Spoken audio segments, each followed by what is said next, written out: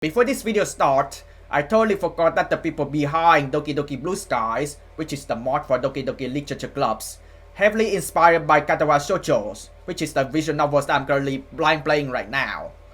No wonder there's a character which has no legs, but instead having both left legs and right legs, and metal sticks, have the similar face figure to the characters from Doki Doki Blue Skies, but instead that character from Doki Doki Blue Skies not disabled. This video is about Katawa Shoujo, and I'm going to play the visual novels Katawa Shoujo's, not Doki Doki Blue Skies. But when I have a mood and free time in the future, I might come back to Doki Doki Blue Skies because there's some things I still want to do with that games. So yeah guys, let's start the video. Hi guys, my name is iPhong and welcome back to Katawa Shoujo's, the visual novels. In the previous episode, I met all of the girls so far, and I also met the teacher Muto. And the girls are disabled. There are girls that are blind, there are girls that are deaf, there are girls that have no legs, but instead using a metal stick legs. So we're in the middle of the situation here because we have the choice. Waylay. Can you promise me to be more serious about this from now on? Yes. Yeah, I promise, definitely. He studies me for a moment and then shrugs, smiling again. Okay, that's more like it. If you go to school if you go to the school track tomorrow morning, you'll meet my spy, who probably has no qualms offering consultation to you if you want to jog a bit. Consultation? See you around. Yeah, it's for the rehab. Alright? Patients need rehab for a reason, like trying to bring them back to the normal life. Like for example, there's people who like suddenly lost the ability of walking. So they have like fans, I think. I don't know what that calls, like having a like two side that people can hang so they can walk. So yeah, the rehab is very important. When you suddenly lost the ability to walk, then you should do a rehab and walk slowly, like start slow first and then build up the speed.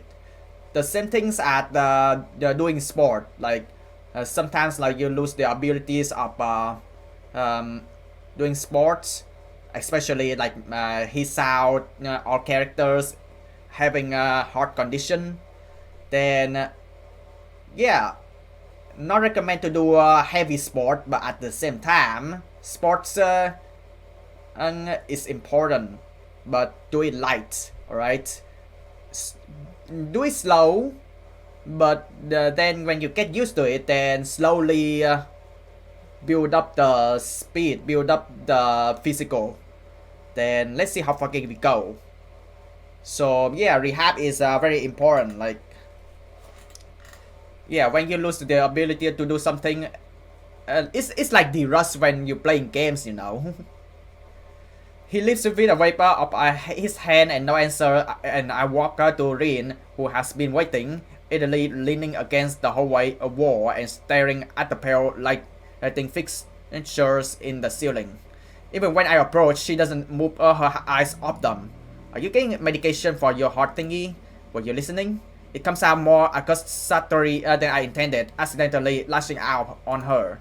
But even so, I don't really want to start talking about it. I just met her. I don't know her, it's not her business. The nurse seems to be happily ignorant about confidentiality too, talking about that kind of thing in public. But it's not Rin's fault, is it? I look up at her, suddenly feeling a bit guilty, but Rin is just staring past my shoulder quizzically, her head tilted like a bird's. I don't know why this is so hard for me. It feels like there is some inexplicable blocker that prevents me from being more upfront about this. Yeah, they are for my heart. Will they make you better? No, not really. They just make me a little less worse.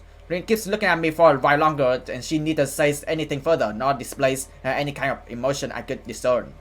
I'm thankful that she doesn't. I think I'm still not quite used to all this. At the hospital it was easy, but I still haven't sorted my feelings about having to live a normal life with this disability. We leave the main building and Rin leads us onwards towards the dorm. We start at the small patch of greeneries and in front of the dorm building. God, like, I'm not gonna lie, I cannot stop show image because the art style is so good. There has to be a rotoscope working going on behind the scenes. It looks so real. Like people taking a picture in real life and then they go back to their studios and they redraw it. That's insane. Like, there's nothing wrong with rotoscoping. I don't understand why people dislike rotoscoping. And also, I don't know what is going on next, so please do not spoil ahead in the comment section, okay? The only thing I know, well, you saw before this video starts, Doki Doki Blue Skies was heavily inspired by Katawa Shoujo. And I also look up on the internet and there's people saying that Katawa Shoujo is a visual novel for losers.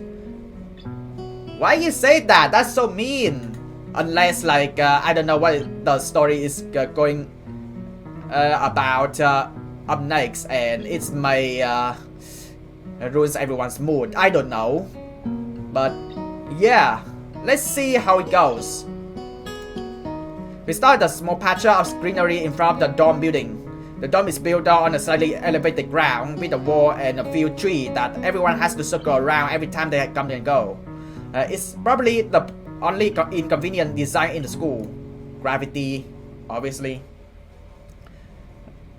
The graffiti. The entire wall, made of the same kind of bricks as the building itself, has been covered with some sort of painting. Most of it is still mere sketches, quick lines drawn with black and white against the grey plastering that covers almost the entire length of the wall, but some places look a bit more finished. There are human faces and legs and hands. I can't quite say what the painting as a whole might portray. Stacks of what seems to be paint cans are arranged in piles on the ground beside the wall. See, the left side is hardly off the ground yet. It's because I couldn't get the mood yesterday, so I gave up and went to meditate instead. Then it was suddenly morning. I had to work on it, but the guys from art class are helping with the negative space and base surface whenever, which is a problem. It's easier to painting big areas if there are lots of people with hands. The reach is better and it's faster too. She goes on attention, waving a little with her arm or whatever of it there actually is to demonstrate that even though I got a point already. The white corner of her sleeves flaps around and it makes me think it could look sadder than it does. Yeah, someone has to tie it. But it makes me feel out of place, like almost every tangible reminder of the student's base, the special properties has in the past few days. This girl doesn't notice my daring feelings, of course, or the fact that she lost me a while ago already, and just keeps on blabbering. So that's why I'm going to figure out if there's something I need to figure out, and then figure what that out before it's too late and all hope is lost. Why would the hope be lost? Because paint has to be painted and then it has to dry and then it has to be painted over with another kind of paint. It takes time. She finally stopped, apparently thinking she makes some kind of segment that makes sense. I think it's best to start from the top. So this is your project? You did this? You mean the graffiti at the back? Yes. Oh, bit? Yes. Nice, but I stumbled with my words, suddenly feeling like I walked straight into the minefield of political incorrectness. It's okay, you can say I probably will get mad. I blush really hard. I don't really know what would be the right thing to say. If any, it feels like I'm way more sensitive than Rin is, though. This is really awkward. Don't you want to ask? How do you paint without hands? See, I'm an easy person to talk to, right? With my feet. I almost guessed that already, but isn't that hard to do? You're good at guessing. Anyway, I don't think it is, but maybe I'm used to it by now. I can't get my mind around the fact that she could be an artist, but seeing how deft she was using her feet to eat, a figure painting might not be a problem either. Neither of us has anything more to add to the subject. The afternoon light works pretty well. I was afraid it would look too flat, but it's not like that after all. I think it's actually pretty interesting. I wanted to see what it looks like in dim light. Did you think it's flat? Well, paintings tend to be flat. Not like that flat, you know, flat. Like some people are, no substance, no meat, where there are should be some. I know a few girls who... Okay, I get it. I get it. But I couldn't really tell. But I'm not that good with art. I can't name many artists or artists' terms. So I don't really have anything to say. She really shrugs her shoulders at that, saying suit yourself without saying it, and looks up at the sky as if trying to look for something up there. I didn't think I'd get any actual work done, but if you give me a hand with the paints, I could do a little before it's too dark. I wanted to get a halogen lamps like the one they have at the sport track, but there aren't any. It's sure it's quicker to regret my hair as was Shizune. It really makes me feel like that the festival is such a big project that every pair of hands is needed. Right now, I'm not really sure if I can be any of help though. It's just mixing some paint. You can do that probably. You can have motor control problems, like you know, those people have some cerebral palsy, maybe. Not that I know of. I get hot thingy has nothing to do with that. She gives me a sly look for no reason. No, it doesn't. Let's do it then. So she sits on the empty wooden box and very naturally pick up the white brush between the toes of her bare right foot. I open a few of the cans and pour some of the contents into a shallow bowls of mixing.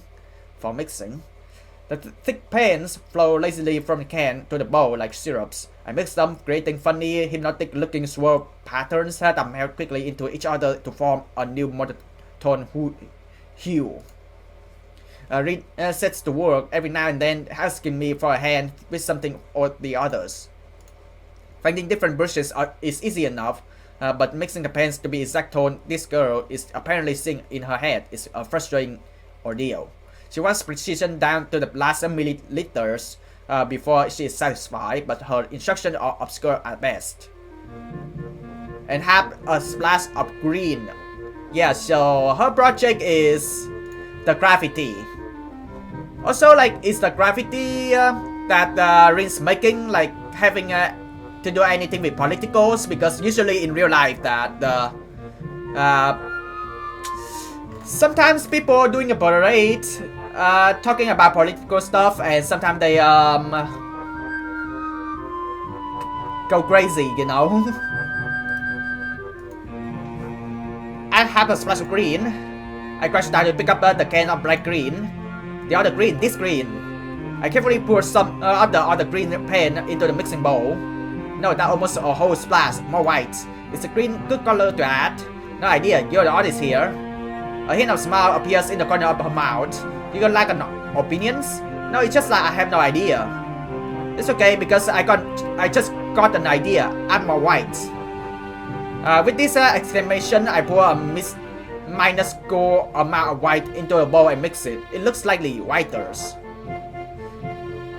Yeah, because the people who have art majors who are into illustrating animes and art style, they have to study colors carefully.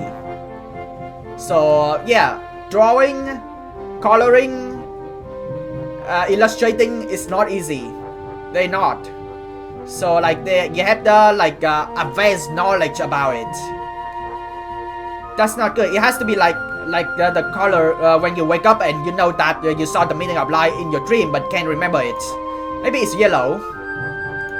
Despite the impossibility of mixing a color like the change of season or any other nonsense that's being imposed on me, I find myself enjoying it more than I thought I would. Yeah, like for those who study art, having art majors, they have to know what they're doing, mixing colors. Seeing a painting being born on the plaster wall feels like magic. Especially the moment I have between mixing paints, crouching down on the paving and just looking at her work. It feels slightly intrusive at first, like breaking some imaginary intimacy, but Rin doesn't seem to mind the least a bit. Maybe it's just in my head. Her entire presence emits a completely different air as she patiently works the detail, adding layers of paint on top of the other layers of paint, steadily moving her foot across the wall to add new shapes. When I manage to produce a passable mixture of paints, the red smile on her face is oddly rewarding. Apart from the few works when discussing paint mixes, neither of us say the word for a longest time. And even those short discussions soon evolve into a shorthand, both of us developing and using weird impromptu code words for various paints and hue. As if there was some need to conserve words and brighten sound. Night comes. We stay there later into the evening until it becomes too dark to paint properly. Yeah, when it's too dark, it cannot paint, even if it likes. Eye catches!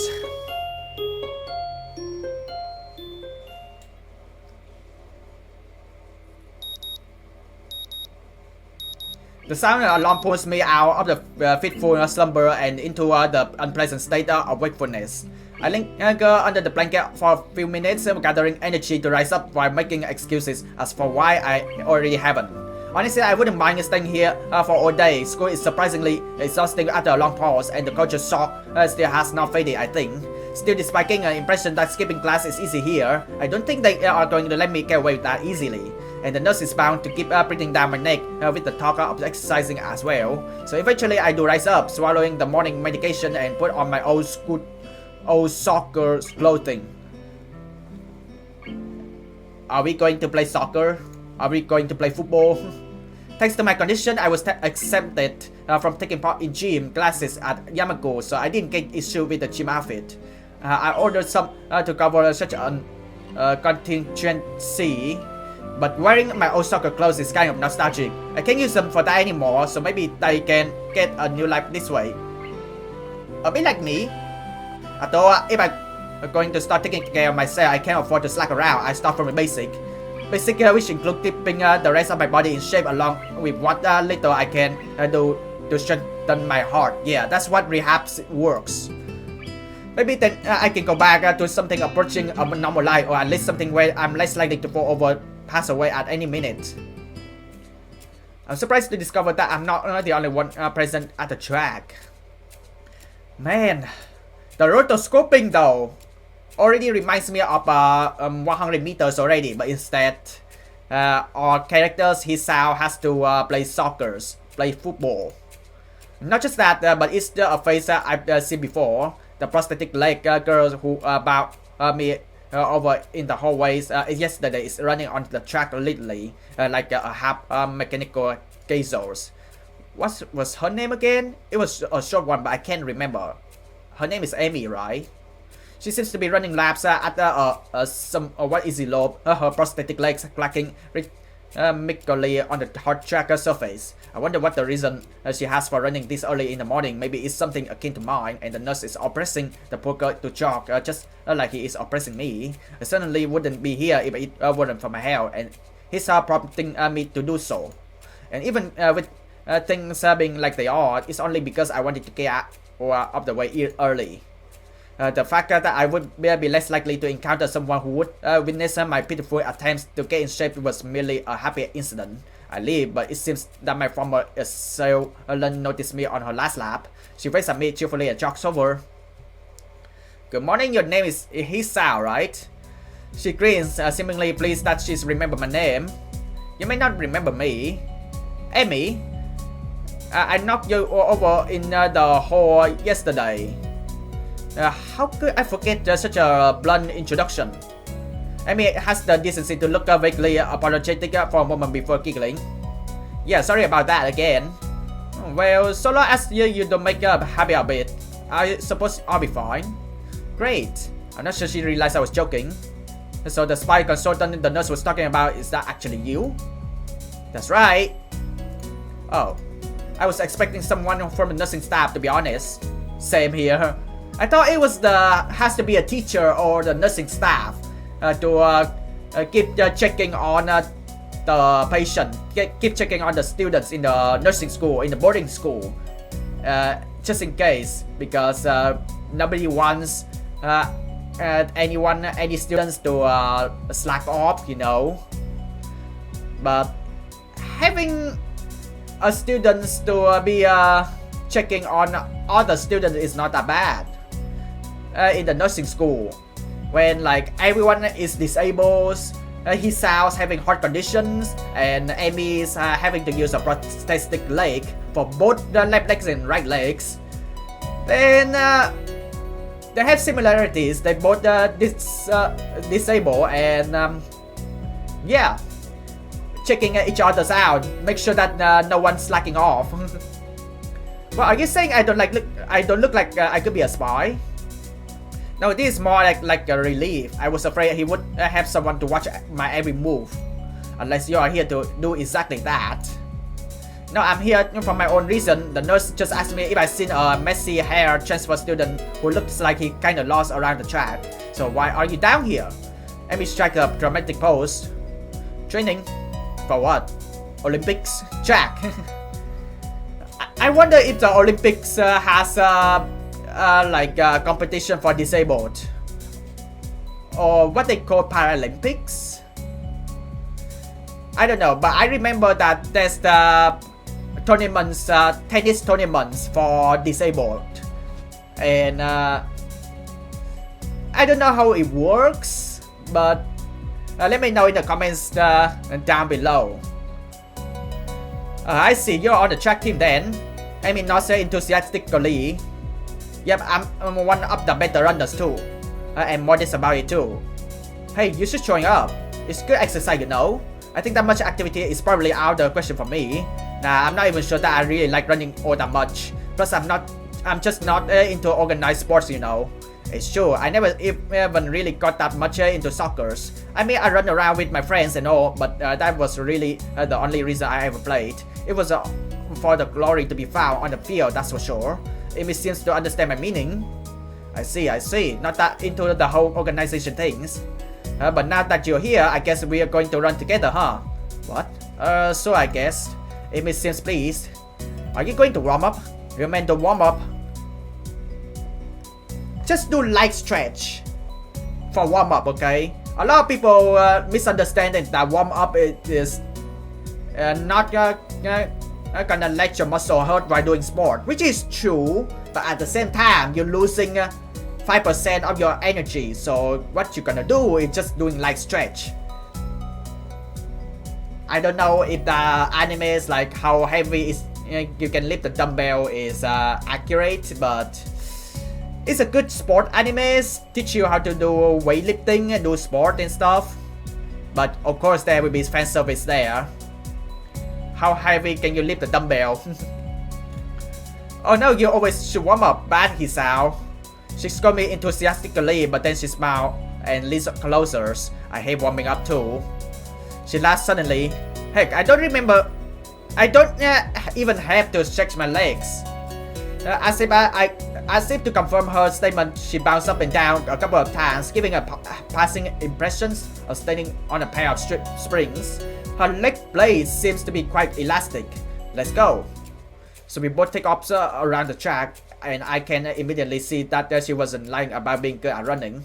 Amy is most freely throwing herself into a run with a sort of wild balance. I find myself concentrating more on running properly. Hands spread, right? And something by hitting on the balls of your feet rather than the heels. I try to match my stride to Amy's, but it's pretty difficult. Apparently, I'm not very good at it. Maybe Amy could help me with that sometime. I'm really not feeling up there to more than a couple of laps today, and slow to a walk pretty quickly. Yeah, because of the heart conditions that, yeah, it's good to run, but don't run too hard, okay? Amy keeps running and doesn't seem to notice I stop until she passes me a second time. She quickly skids to the halt, breathing steadily in contrast to my own somewhat gasping demeanors. Finished already? Yeah, remember he has a heart conditions. Like, you want him to run, but not too hard, okay? Not too hard. I hang my head ruefully. Yeah, I'm not very good shape right now. Amy nods and then grins at me again. She seems to do a lot of smiling. Well, the important thing is you started, right?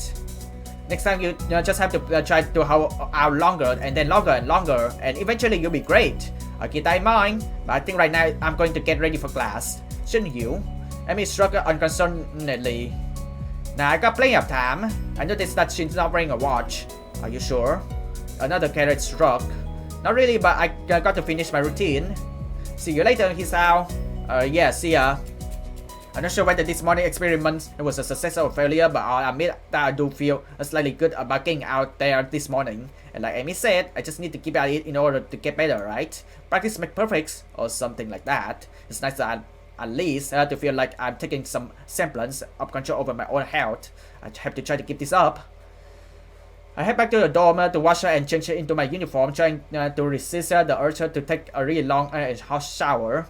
I'm tired from all the running, so I just want to unwind, but I don't want to break my slowly building routine of getting to school before the morning rush.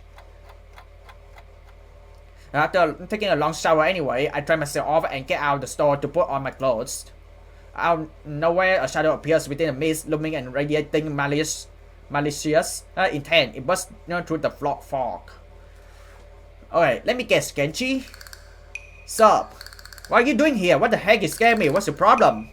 I should be asking you that. I've been looking for you all over the place, man. What do you mean all over the place? I want to ask if he's been looking for me like that, stuck naked, but hold my tongues back. Oh, that's the reason why there's a black censorship here. Thank God. I finally realized I'm still naked too, and quickly hold up my shoulder in front of me, but Genji doesn't seem to notice a thing. His glasses are fogged up, but then why doesn't he wipe them off? Is his vision so bad it's like he's perpetually seeing through fogs? You know, your room, and yeah, that's it. I mean, I still had to get up though. Whatever, it's not important. Can I borrow some money? He puts on the intern's face and look away, trying very hard to look very casual. It doesn't work. He's as transparent as his window pane size glasses. Talking neutrally like this, wearing nothing, feels awkward. Actually, somehow it's even more awkward to be naked in front of someone when they can't see me being naked. They say nothing of the fact he's naked as well. I try to brush the feeling off with little success. Money? Sure. Awesome. Wait, why did you need it? Can you just give it to me because I had good will not to run through your pockets while you were in the showers? I could help, but I exercise restraint, and in the end, isn't it the thought that counts? Come on, be a pal. This makes no sense. If it's the thought that counts, I should withhold payment, since his thoughts were so clearly impure and his intentions are probably even more sinister since he can't tell me what they are. I say as much to him. I'm offended, man, but if that's your game, then that's fine. I guess I have no choice. I want to order pizza, and I already have most of the cost of the pizza. I need your help for the rest. I guess there's some other pizza too, right? No. Are you serious? Yeah, I would give you some, but you have class. You don't have time to eat pizza. What about you? I'm not going to class. I have to wait for the pizza to pay the guy, and that's it, and then eat it. It's not easy. You have to obtain the pizza steadily. If you don't, everyone will see you and the pizza, and they will ask for a slice. It's a hard world out there. Everyone wants a piece. Then you're left pizzaless in an unforgiving world. It has been before. That's how I know. Every day I plan my vengeance so that when people who wrong me order a pizza, I will be there, ever vigilant. Genji strike a dramatic pose, completely without irony. But yeah, I only need like 400 yen, please. You're my only hope. I can't go outside and buy my own pizza. It's too far. I try not to go out unless it's absolutely necessary. Let me tell you what happened the last time I went out without carefully planning it out in advance. I was outside. I can't remember what I was doing. Something, standing, maybe wondering how I got there. And then go out nowhere, it happened. Like a flash of lightning splitting the sky, like how you split a sandwich into two equal pieces to make it more manageable to hold and eat. A bird grabbed on my head. It was the second most shocking moment of my life. What was the first? He ignored me and kept going. I want to grab him and shake him. Is he just trying to keep momentum? I'll go with that, even if it's more likely he just didn't hear me. It was like in the opening to some kind of anime show. You know how there is always a part where the main dude is fighting his rival and they fly at each other and flash sword and there's like big dramatic color aura and zoom. It was like that but with pool. Okay. So yeah, I need some money please. Don't leave me hanging, man. I only need like 1,000 yen. But you said 400. I thought it was 400. Okay. What? I'll pay you back, swear. You better, that's what it means to borrow stuff. I don't know when I'll be able to pay you back. You have 1 week. Kenchi's wins and makes a noise like a passing away cow. Particularly disturbing fact given that his patron is conducting freely. You're not supposed to be so tight about money between brothers in arms, man. Man habit bad enough as it is. Did you know that male ecchi stars only makes about half of what female ecchi star makes? That doesn't mean anything unless you're an ecchi star. So maybe if I'm an ecchi star on the side, struggling to make ends meet as I fight the feminist agendas, and you can't even spot me in your crumbs, you bad person. Nobody understand, nobody. Wouldn't feminists be against ecchigraphy in the first place? This feminist agenda stuff again. This stuff is important. I can see that you don't give a crap, but this is serious here. Feminists are a dangerous enemy. Make no mistakes. You take them lightly, and you wake up in the morning with a knife in your back. Bam! Out of nowhere. How do you wake up in the morning if someone hurts you in your sleep? Women are terrible at hurting things. I thought you just said don't take them lightly. Well, I mean don't take them lightly for big things. Individually, they are not threat. But if there was some kind of war, like big war with men on one side and feminist forces on the other side, it would be pretty ugly. And that day will comes when the feminist comes out of their central top secret worldwide feminist headquarters and says it's on now, mother effers. You're being ridiculous. There's no big worldwide feminist headquarters building. Where would they even hide that? I mean, it had to be massive. You couldn't hide that on Earth. Someone would not notice big fortress with women only in it. We'll say it was on Earth. I turn away from Kenchi and start practicing frowning faces in a mirror so that I can figure out what kind of phone will best express my emotions. He can't see me from this distance anyway, which unfortunately means that he keeps on renting without any recourse to sense or sensibilities. Yeah, there is a war going on, a war not many know about, but it's a great one that will one day boil over and encompass all of a known world. Then we will have to pick a side. We will have to make a stand. In fact, it's happening right now. Imagine it, the bloody battlefield, a vicious conflict without end. I almost gave up when I thought this course was silly, but I grew tired of the bleakness of our fight when I mistook the time the power went out for the feminist red and I thought the end was near. But then I realized that if I gave up, it would be all worse. And I was like, whoa, and I knew I had to get serious because I am the last sane man in the insane world. It's about duty. Must be a pretty crappy movement if it hinge on one naked guy rating in a bathroom at another naked guy. So can I have the money? He's blocking the way out. It's getting cold because I'm still naked and I want to go to class, so I agreed to spot him some money. Awesome, thanks dude. We should go bowling later on. Bowling?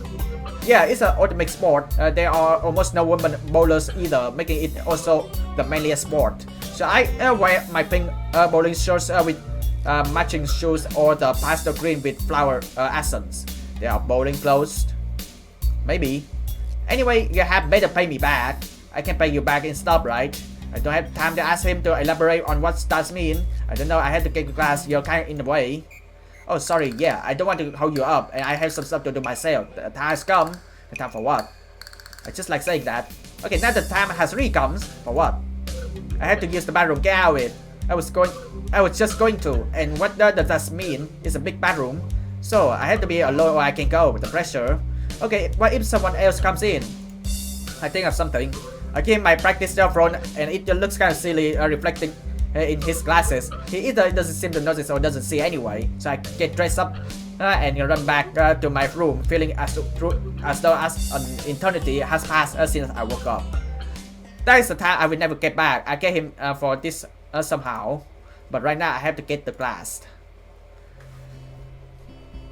I'm not gonna let Kenchi's weeding me out.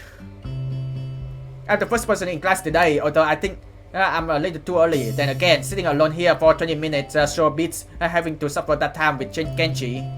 The combination of fatigue, frustration, and boredom start making me feel very tired. I black out for a second, waking up when my head hits the surface of my desk. Rubbing my forehead, I realize this is a good reason as I need to stay up for now and stop coming to class so early later. Eventually, I hear tapping noise outside in the hallways, and Lily The tall figure appears in the doorway. She's not in this class, so she must have done some other business. Maybe she's looking for Hanako. Lily started the door, looking hesitant as if she was vampires who can't come in unless invited. I consider doing so because she looks rather lonesome standing there. She steps in on her own accord though, after straightening her skirt and shirt collar as if it was of importance to look up prim when entering our classroom. Excuse me? She goes into the quiet classroom with a properly delicate voice. I realize the silence might unnerve her because of her blindness, so I break it. Good morning, Lily. Hisao, good morning. I didn't hear you come in. I wonder if she thinks it's suspicious I didn't say anything to her before. It's likely if I were to tend to make a lie now, it would sting me. Well, I was already here just at least until now. Oh, have you seen Hanako today by any chance? No, she seems to come in only just before the bell rings, or after that. Do you want me to tell her something for you? No, it's fine, it's strange, but I think we are the only two people in the school right now. I didn't hear anyone else on my way here. I shouldn't have gotten up so early I shouldn't have gotten up so early today, I guess. You're just dissing yourself for doing something that other people should. Punctuality is a good thing, I think so anyway. It's a very busy morning today. The festival is coming up soon, and today is a deadline for event and registrations, budget reports, and any other official paperwork. It could be that everyone is trying to complete that necessary forms at the last minute. Maybe that is why it's so quiet today. Hi! There you are. Misha and Shizune. Misha pops up into the rooms with Shizune as if on cue, shouting with the loudness that makes Lily visibly flinch. Hi, Hichan. Hi. Misha help Shizune communicate because Shizune is cannot say anything, and Misha has to translate with the sign language. And Lily's she has a navigation sticks because she cannot see. Look, it's a class representative. Hello. Lily smiles, probably amused by Misha's or Shizune's use of the word look. Good morning. Of course, you're not the representative of this class, right?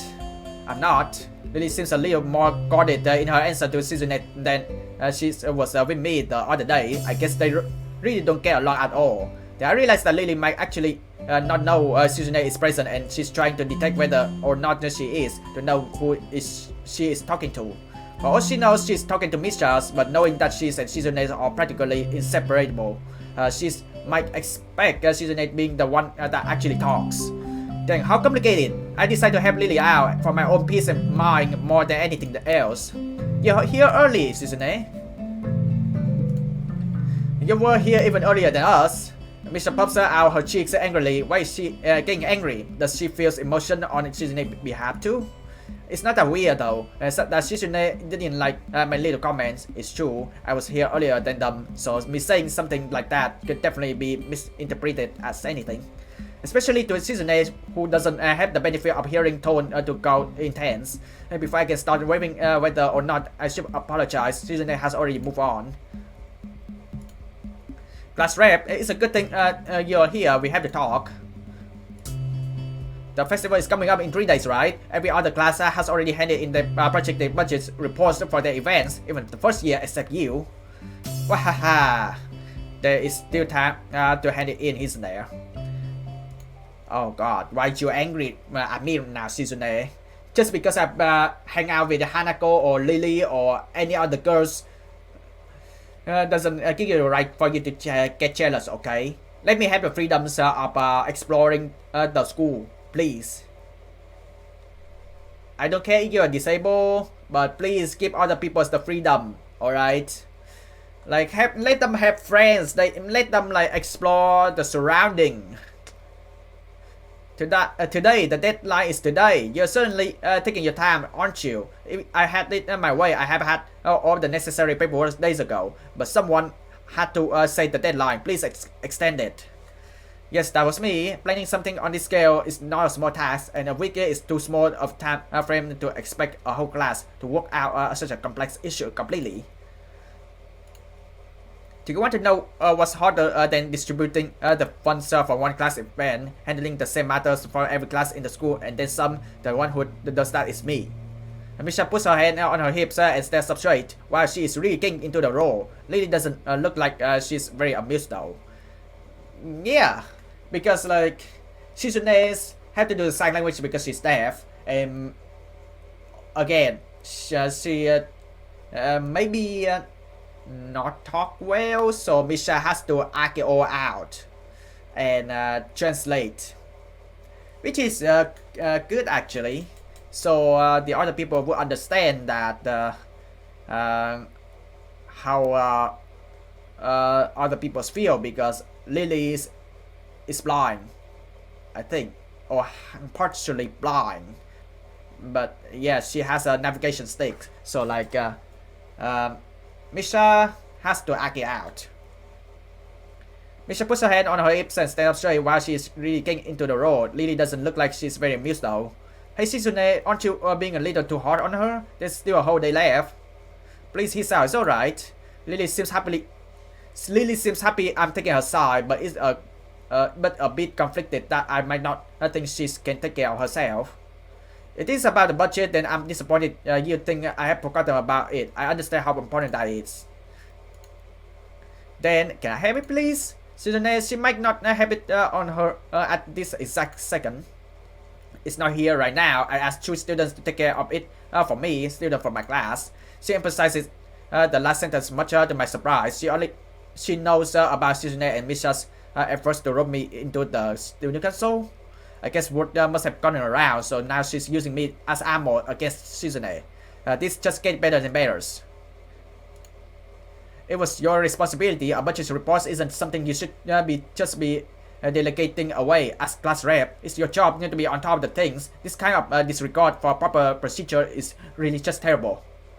They completed it, being capable of doing so, but the students have been sick recently, so they could not come to school and give it back to me. If you want, I will apologize on their behalf for getting sick. Okay. Although Mrs.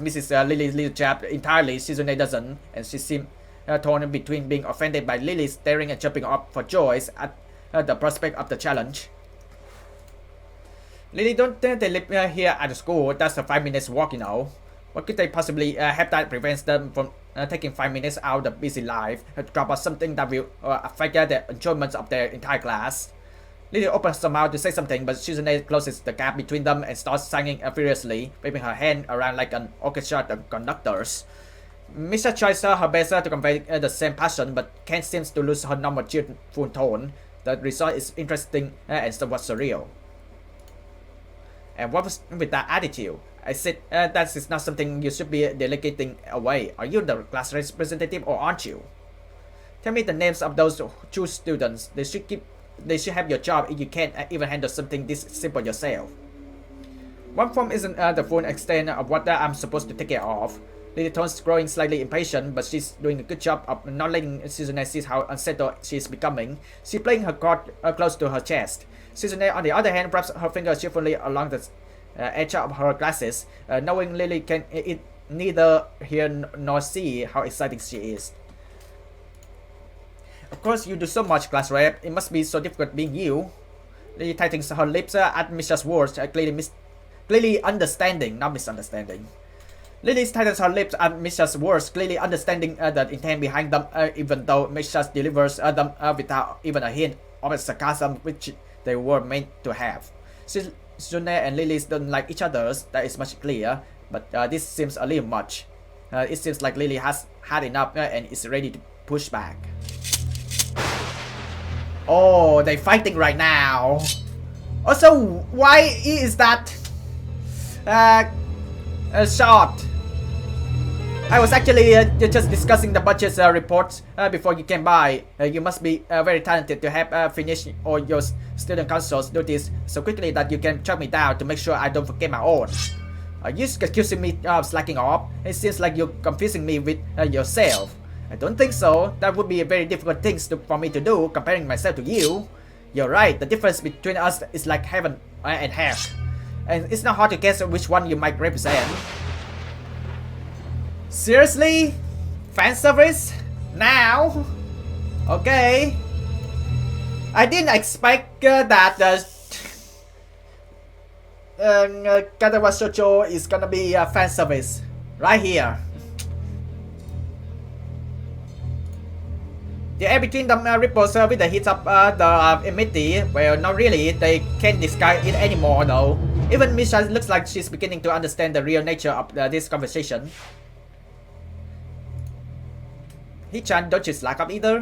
What are you talking about? Aren't you taking part in the festival, Hichan? You are, aren't you? Then I hope you're going to do a lot more to make sure it goes smoothly than this person. I don't understand why Shizune is suddenly getting mad at me. And we have a choice. And I have to save. It's like picking either Natsuki or Yuri from Doki Doki Literature Clubs and Doki Doki Blue Skies. So I just don't drag me into this. I done my part.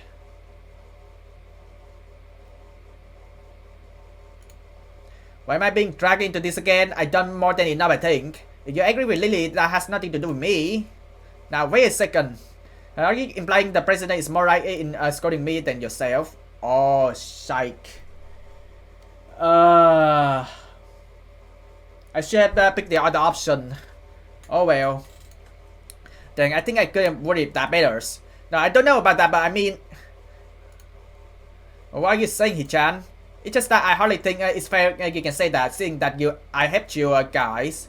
The mood has changed. It's not like a showdown between two gunfighters now, where it was like that before too, but this time she's not focusing on me.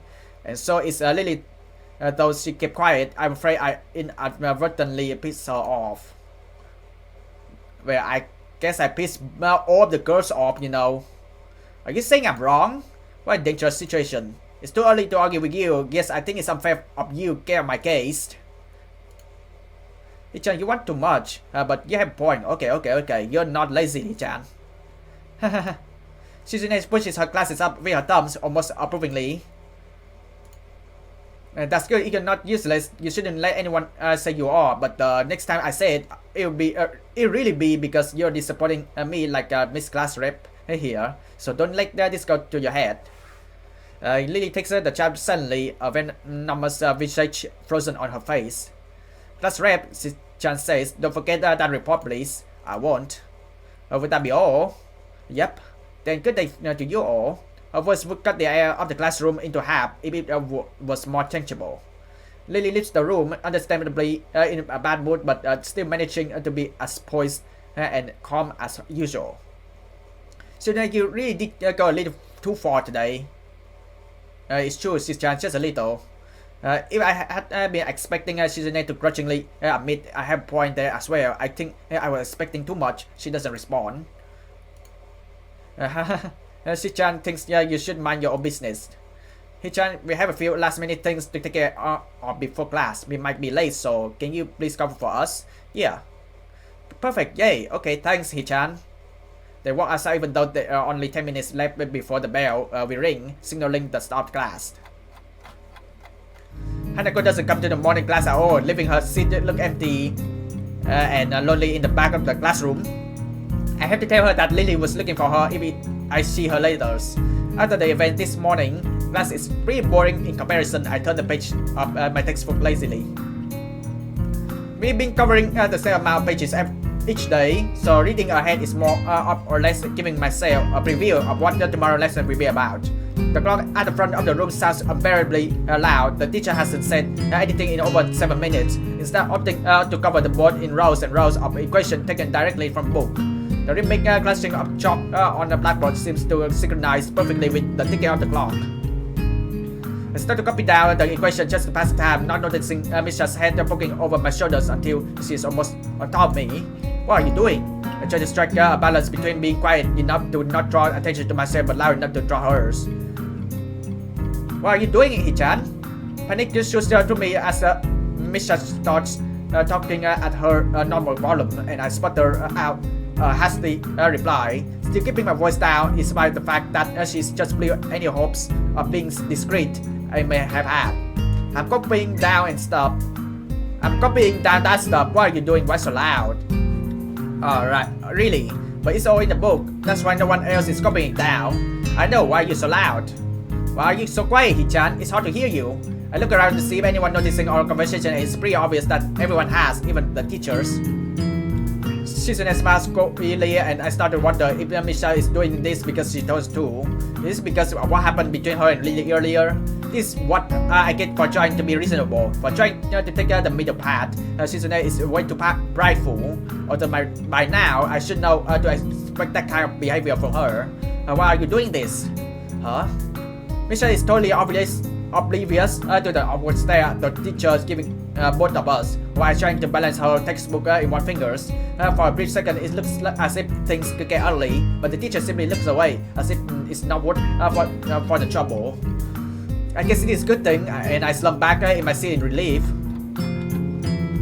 The rest of the day is passes by uneventfully, and this time I'm able to appreciate that it does. When the bell rings, I'm not in a hurry, so I stay in a while, reviewing what we covered in class today. I prefer to leave last anyway, so I don't have to deal with crowding in the hallways. I noticed Shizune and Miss Charles have also stayed behind, talking to someone from other class. Shizune signing so fast that her hands makes noises like saws cutting through the air. Misha is trying desperately to keep up, but it's clear that she can barely manage to even understand her. I put my head down whatever they are discussing, it looks like serious business, probably way over my head. Not just that, but Shizune also seems angry, although it could be just be her normal severity making it appear so. Shizune sighs to the point where her wrist crackles, and Misha struggles to spit out in word form. Sometimes she trips over herself like she's dealing with tongue twisters, and then on top of that, she has to sign back anything the other girl says. Seems like a rough job. Misha looks tired and she's about to faint. Luckily for her, the business is soon finished and the girls sit down on their seats again. I'm so tired. She hangs her head limply on her desk, looking exhausted. Festival preparation must be tough for you. Indeed, the people in this school seems to be taking the festival very seriously. Whenever I see people idling around before and after classes, they are always talking about their plans for it. It's kind of neat to see everyone being so enthusiastic about it. I'm probably the only one who doesn't have something to do. Shizune starts staring at me as Misha's pursed up, looking at her hand with slightly unfocused eyes. She signs with harsh, heavy, dramatic strokes. Misha translates her singing into speak for me. She does it so well, it's almost like Shizune is actually speaking, transmitting her thoughts directly to Misha's. Well, we are in the student councils, you know, so we are pretty busy.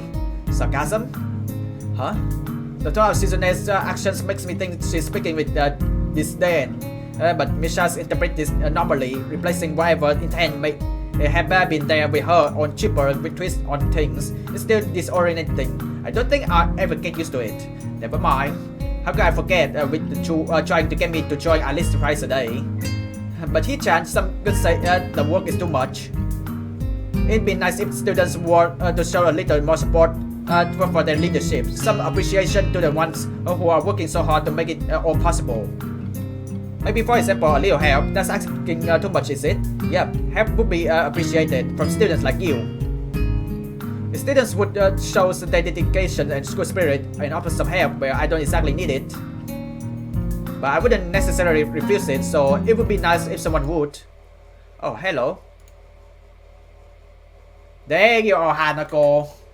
I look over my shoulder and see Hanako peering timidly into the classroom, most of her body hidden behind the door. Hey, playing delinquent again? Hanako blushes hard at Misha's straightforward jabs, even if it's only in jest. Shizune, like, what happened between you and Hanako? Shizune stares at her appropriately, causing Hanako to look down and start backing away to the point where only her fingers can be seen wrapped nervously around the edge of the door. Maybe she is showing her dislikes of Hanako by association of her dislike of Lily. It appears so, and Hanako probably knows as well. They seems to have momentarily forgotten about trying to get me to stay for the rest of the day. What is it, Hanako? Has Lily been here? Sorry, Sato's just not here. She came by in the morning though. Hanako keeps looking uneasily at Shizune, who steps back at her with her usual studying gaze. What is she trying to do? Of course, Shizune isn't going to look away, and she is intimidating enough as it is, so I can imagine how terrified Hanako would be. It's a little funny though, watching Hanako's reaction to Shizune's normal behavior. This is what happens when two people opt to different extreme meet, it seems. Do you know where she is? If she has any sense in her head, she's in the classroom and working on her festivals. Working on their festival project, but who knows where that woman is loitering at. She's maybe slacking off somewhere, just like Hichan. Dang, why is it there with Shizune her need to point at stuff like this? Hanako nods quickly and reaches with haste. What were you talking about? Oh yeah, we were working really hard to make the festival happen. And driving other people insane along the way. Well, good luck with that. I stay up to leave, making my exit before either of them manage to berate me anymore slacking off. The whole are somewhat quiet as expected. Everyone must be in club meetings or at festival preparation or both. Shizune words about being a slacker echo in my head. I feel a bit guilty about not contributing, but I seem to lack the resolve to do something concrete about the matters. For the festival, it's too late already unless I count helping Shizune and Misha, which I naturally don't, and clubs I don't know. Maybe I'm not a club type of a person. Halfway to the way from the school building to the dorms, I spot the figures in the front of the dorms. It's Rin. It looks like she's working on her mural today too. I walk over to her, but she doesn't seem to notice me approaching. I really like it when the painting detail is more, the painting has more detail now. It shows that there's progress making. Like before, like it's just like some line graffiti and that's it. And then later on the very next day, more detail added on the graffitis. I really like when illustrators do that. Keep adding more details as time goes on. She's sitting on an upturned box, looking intently at the wall she's painting with a brush held between her toes. The mural has progressed considerably since yesterday, but it's still only half done as far as I can tell. More colors have appeared, and the twisted human-like figure have spread and increased in numbers.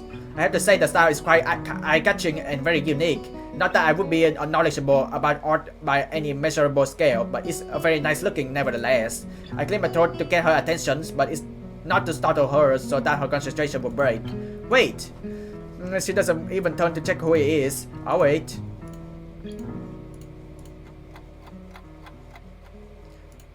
"50 minutes later, I decide that her concentration is indeed unbroken, and also that I have waited long enough to warrant poking her gently on the shoulder to remind her of my presence.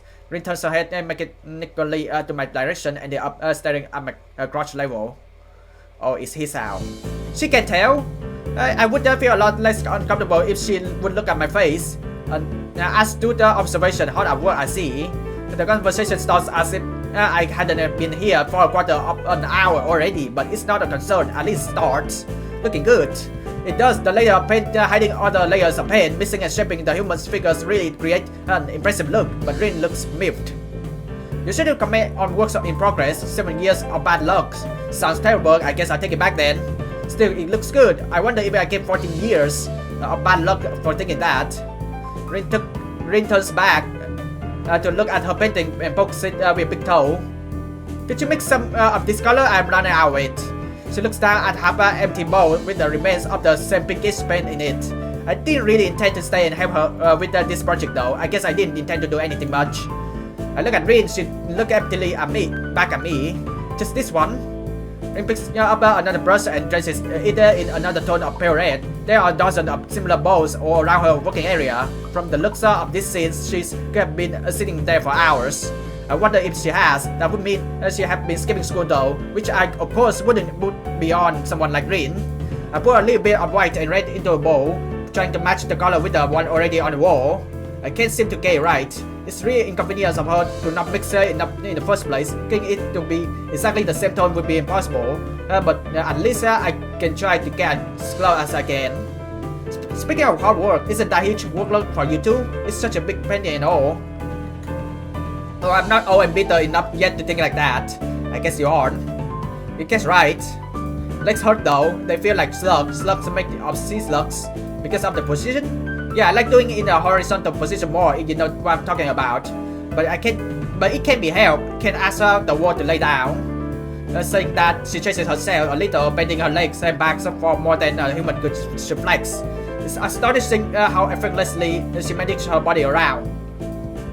There is a small flinch in her otherwise blank expression, a hint of pain maybe, as she stretches out her calves. We must have stamina in this already far above a normal person to be able to live like she does, but she's wearing out working on this. I push herself so much, take a break or something at least, continue tomorrow if it's bad. This gives her a pause, a long one too, feeling like a mental yawn.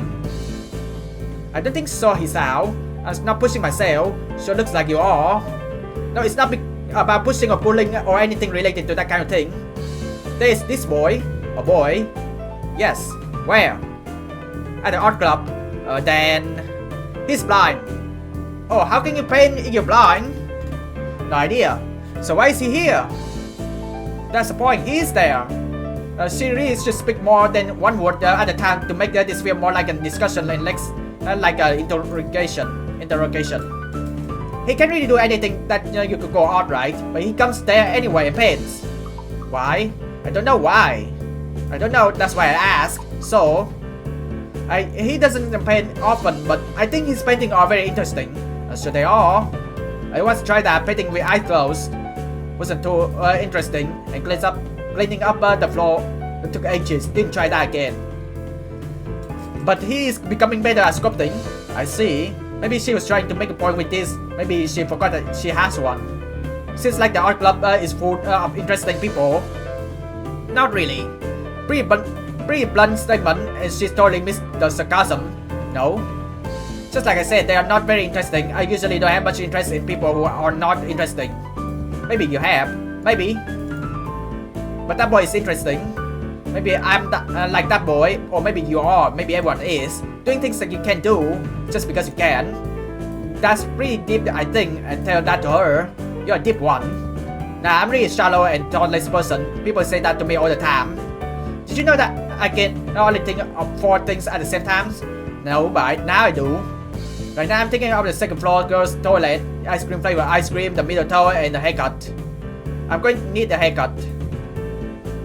She shakes her hair around vigorously, letting her short and messy hair ruffles wildly around. I can see that doing it is something she likes to do. We fall silent as Rin cheats around absentmindedly, poking some brushes around. The thought about the art clubs sticks in my head for a while longer. I'm feeling like I'm cheating on very unknown territory with art. The way these meetings with Green goes is as though I'm starting a smoking habit or something. I should probably stop talking to her. It's not like I dislike her, despite the confusion her being herself causes, and I don't dislike art either. I even draw her for fun sometimes. I just don't have the real creative drive or any technical skill. So usually if I were to draw something, I get the white paper syndrome and just freezes completely. That or I manage to draw something these figures and probably I get frustrated at my inability to put the picture in my head down on paper, then goes and quits without really even trying to make an effort. Rina clearly doesn't have this problem, but she's frustrated me in another way.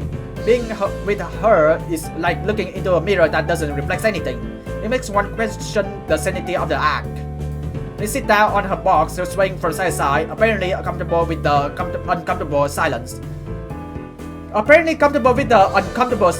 She's staring at me again, or maybe over my shoulders. I can't quite figure out where her eyes are focused. I'm thinking of leaving so she can carry on working undistracted, and that I can do whatever I'm going to do alone. It's not like I have anything that must be done today.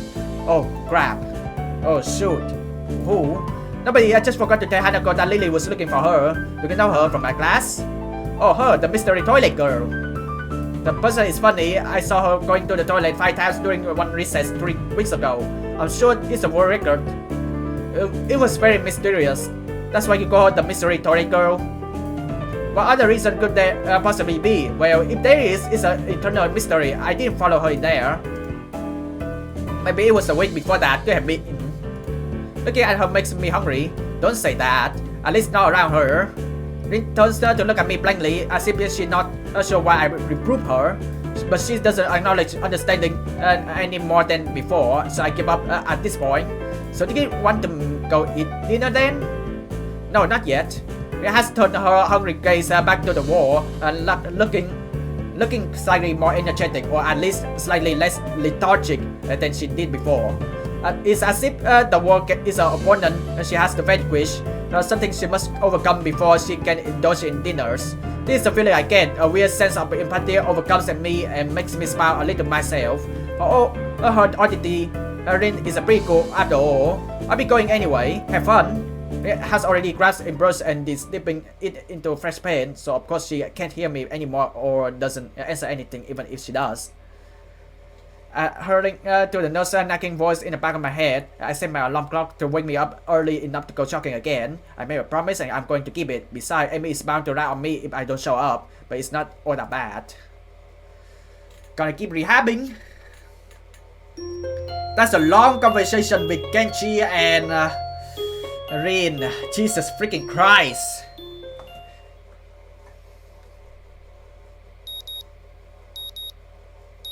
My morning alarm goes off and I flail about uselessly for a while until I remember that I decided to give morning runs another shot. I don't know if this was my greatest idea, but I'm determined to keep going. This is about my health after all. Sure, things haven't been great lately for me, but that hasn't made existence too so intolerable that I'm not going to try everything I can to stay healthy.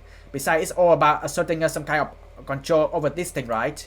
If I can manage that, well, I can manage anything. At least that's what I keep to myself. At least that's what I keep telling to myself. Once again, it would appear that I'm not alone in my run. Amy has apparently been here for some time. It looks like she already woke up at a good sweat. Just when the heck does she come down here anyway? Oh, it's you. I'm surprised to see you again. Why's that? Well, not many people actually manage to come back for a second try.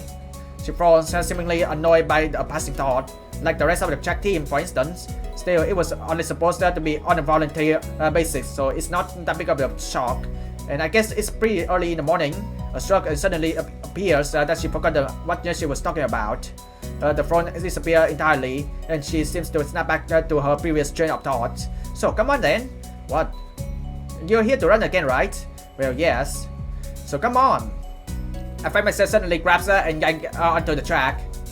This seems not to be set on mirroring yesterday's runs. That seem to be struggling while Amy's moves with an effortlessness that I can find invariable.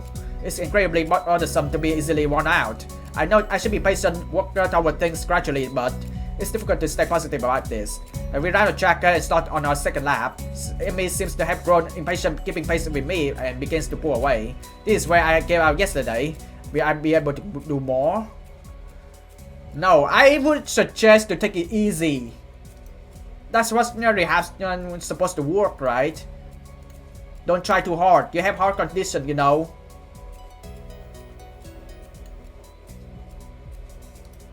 Yeah, let's return. Let's take it easy. Don't just like do exercise too hard. Like if you have heart conditions or having any disabilities, the one thing that you should do that take it easy. All right, just take it easy. That's what rehab's supposed to works. Like again, if you have heart condition, like I'm not recommend people to do heavy sport. Just do light sport. And when you get used to it, and that's when you can build up the physical, but don't build it too quick. Alright, let's take it easy. I let Amy go with her own pace, and she doesn't show mercy, pulling half a lap ahead of me in an instant. I don't blame her. I mean, it's not as I can really putting up any sort of real fight out here, is it? Instead, I'm just running at a steady pace, which is what I should be doing, right? There's no need to go pushing my limits at this stage of the game. True. God, is it even worth it? That's what rehab do. As we finish the second lap, I break up again, and we keeps going, and it almost seems to me that she's disappointed. Well, that's stupid. I don't have anything to prove to her. Come to think of it, I got nothing to prove to myself either. I just find the way I am, and what I'm not is a runner. This was probably a bad idea. Maybe there's something else I can do instead of this. Getting up this early sucks anyway. There's got to be some other ways to keep healthy. Walking maybe? Nice afternoon walks? Yeah, that sounds good. Running isn't for me. I wait to end me and head back to my room. I think of something else later. Back in my room, the first thing I see is familiar row of medication bottles lying up on top of my dressers, and it makes me depressed as usual. It's annoying. I thought I was okay. I thought I had made my peace with this thing, gotten over it. But what I really did, I allowed myself to forget that I have a problem. Being here really reminds me of reality, and trying to fight against it just hurts. Reflecting on it is only going to do so much. I've done this before for months. It seems like it's time to get over it. I allow myself to forget that my life is definitely not going to be as long as those of others. I won't get anywhere. My life may be different from others, but it's a life in progress. This is how I rationalize it. I doubt the usual handful of pills, trying to push the sudden really feeling out of my head. Then I prepared to head out to class early as usual. As I step into the hallway, I noticed Kenshi is coming around the hallway corners, stealthily making his way over to his own room with a large bag. As he sneaks past me soundlessly like a ninja hiding in plain sight, I go after him. Hey! He jumps at the sound of my voice. Oh hey man, I didn't notice you here. I'm really tired. I think it's more like he didn't see me, but that's not the issue. Where have you been this early? Shopping? Now I was shopping. Sometimes I have to visit the math teacher. Yeah, I figure it would be a good idea to find out when the next exam is, since he tells you in advance if you want. So then what's in the bag? I thought I would go shopping while I was outside. I need supplies to continue fight against the vast feminist conspiracy. Kenshi, you should thinking about paying back what you own to his house instead of going shopping. Please.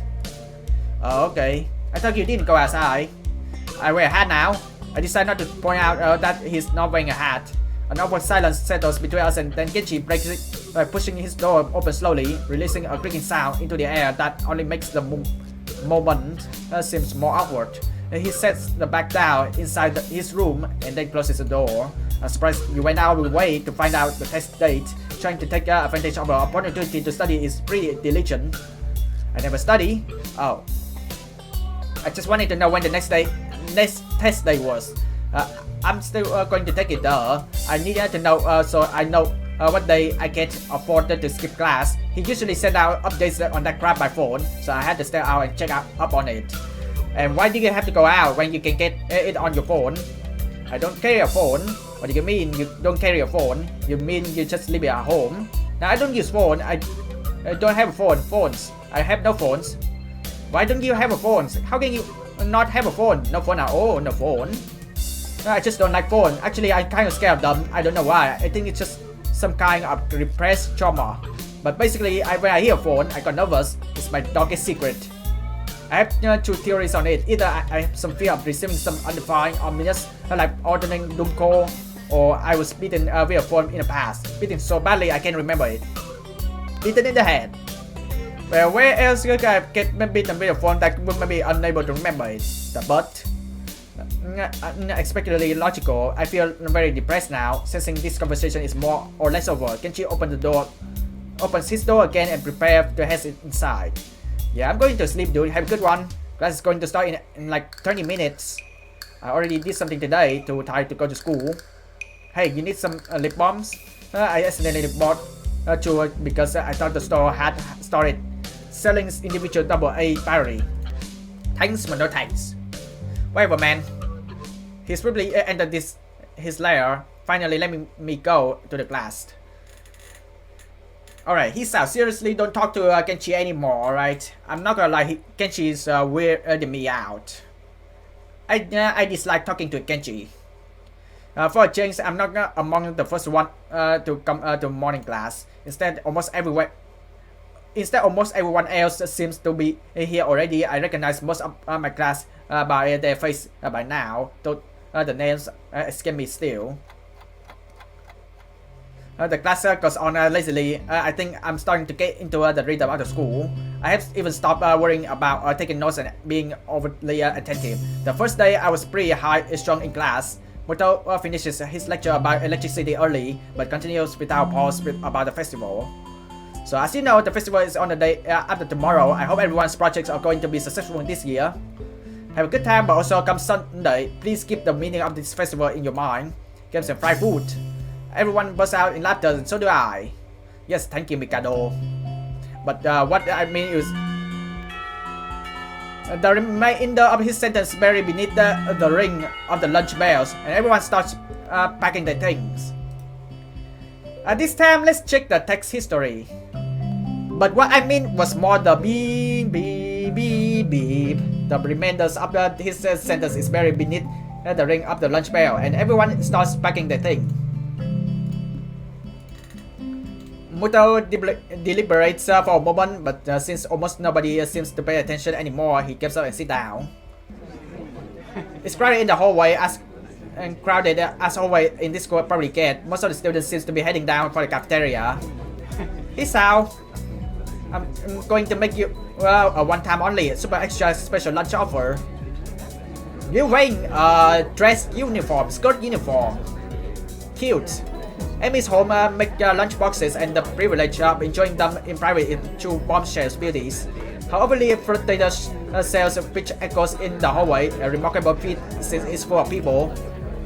Amy strikes a very confident-looking pose as though as an attempt to one-up her own ridiculousness, puffing out her chest and making the V for victory signs with her hand. Sounds delicious. What do I owe this honor of being invited? You stood there looking really lost and sad. So I thought you could use some company. That is probably the most depressing reason imaginable. So how about it? You're probably really lonely and would eat the awful cafeteria food all alone otherwise. I'm kidding. So I have your lunch offer with pressure. Let's go to the roof. The roof? Why the roof? Because that's where we eat lunch. If I do get up there, and then she'll probably wander off, and then I just know she'll go hungry because she never packs a lunch for herself. Who will? Come with me. Without answering my question or waiting for a response, she grabs me by the arm and grabs me through the hallways. I attempt to make conversation on the way. But did you have an extra lunch? Amy smiles cutely. I slipped in a run at lunch and forgot to eat it. Huh? The stairways to the roof is a little dilapidated, but it's clearly been used recently. At the top of the stairs is a door, complete with the missing padlocks. I wonder who the intrepid individual was that removed the lock. I really like the effect that when bell rings, then there's a lot of crowd at the backs, grayed out. I like that. I'm surprised that this visual novel is free, and you do a lot of rotoscopes and good sound effect, and good soundtrack. Amy shoves the door opens and steps beaming into the light. Oh God! Please don't tell me it's Genji. Suddenly, a tall dark stranger appears out nowhere, standing impossibly in front of us. Amy flinches back, almost falling back down the stairs. Oh, it could be Shizune. Hello? Yep, you scared me, Rin. Oh, it's Rin. Wait, isn't she? Hello. And noticing that Rin is speaking to me, Amy looks curiously at me. You two know each other's? I look confusedly at Amy. She's that friend of yours. Rin has turned her gaze towards the clouds drifting above the school. I didn't know you knew this person, Amy. The awkward silence lasts only for a few seconds until Amy lets out tiny giggles, struggling the coincidence off. I invited him out for lunch. If you know him, that's just better. I really like that the sound effect at the back still keep going because you're on the roof and then there's a wind blows. Oh, does this mean I don't get food? Or did you invite him for lunch without the lunch? Neither. I have food for 3. Nice thinking. They walk to the other ends of the roof while I stay at the clock tower for a while, taking in the atmosphere. There's nobody else but us here. I guess the roof is not as popular as it is in other school. A few rundown benches and tables are scattered around the edges, perhaps in an attempt to make the rooftop look less desolate. The small pebbles covering the roofs rattle beneath our feet. I peek through the chain link fence to take a look at the school grounds and beyond.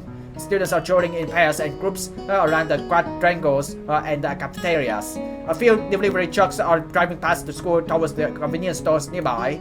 Somewhere a watchdog barks at a passerby. Somehow, when I look toward the town centers, the small town feels strike me very strongly, almost palpably. The hectic lifestyle of big metropolises seems so far away, and for us here, nobody has to run and catch the bus like they like, depending on it, or get their senses overloaded by the neon lights and traffic jams.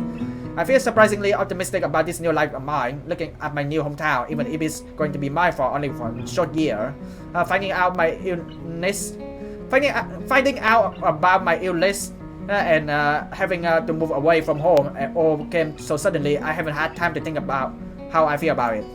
When I step out of the shadow of the clock tower to the open, I feel warm touching my back. The sun shines from the perfectly clear cerulean sky. A cool breeze sweeping over the rooftop makes me shiver, but only briefly. The wind carries the scents of trees and flowers, not smoke and cause exhaust like it used to just a few weeks ago. Amy settles on bench with greens in toes and produces one bigger or two small lunch boxes from her hand. Come on, Miss. Come on, Hisao, not Misao. Misao HD remastered version from 2024 was so good. Also, Katawa Shoujo, according to Steam, that is available on 2024 as well. So, yeah, Misao is a good game, but the remastered version makes me forget about the original versions. And Katawa Shoujo, for some reason, people on the internet say it's a game for losers. I don't know why. Maybe it's because of what's going on later to the story, but so far, I have no idea what's going on next. I only feel like I don't like talking to Genchi. I really want to skip it, but for the sake of the videos, for the sake of you guys and girls who are also blind reading alongside with me, I'm just gonna read a dialogue box anyway. Come on, Hisa, what are you waiting for? She is beckoning me to join them, making room on the already small bench. Also, I did make a mistake when I made videos playing the remasters of Misao. I totally forgot that I played as a boy characters in the original versions. Oops. But again, the remastered version did add something new to the original version of Misao, and I really like that when having game developers actually knows that, oh, this game is extremely popular in the past, and they feel like they can do better, and they decide to remaster it. It's the same for Interaction Studios, who think that they can make Chicken Invaders 1 better, and I'm not gonna lie, it makes a lot of people from the later generations, and I think even from the earlier generation, forget about the originals. I'm not gonna lie though, but I really hope that they still active today and keep making games much better from time to time. I sit myself on the corners of the bench to take as little space as possible. It's pretty cramped, but somehow all three of us fit on it. Impressive view.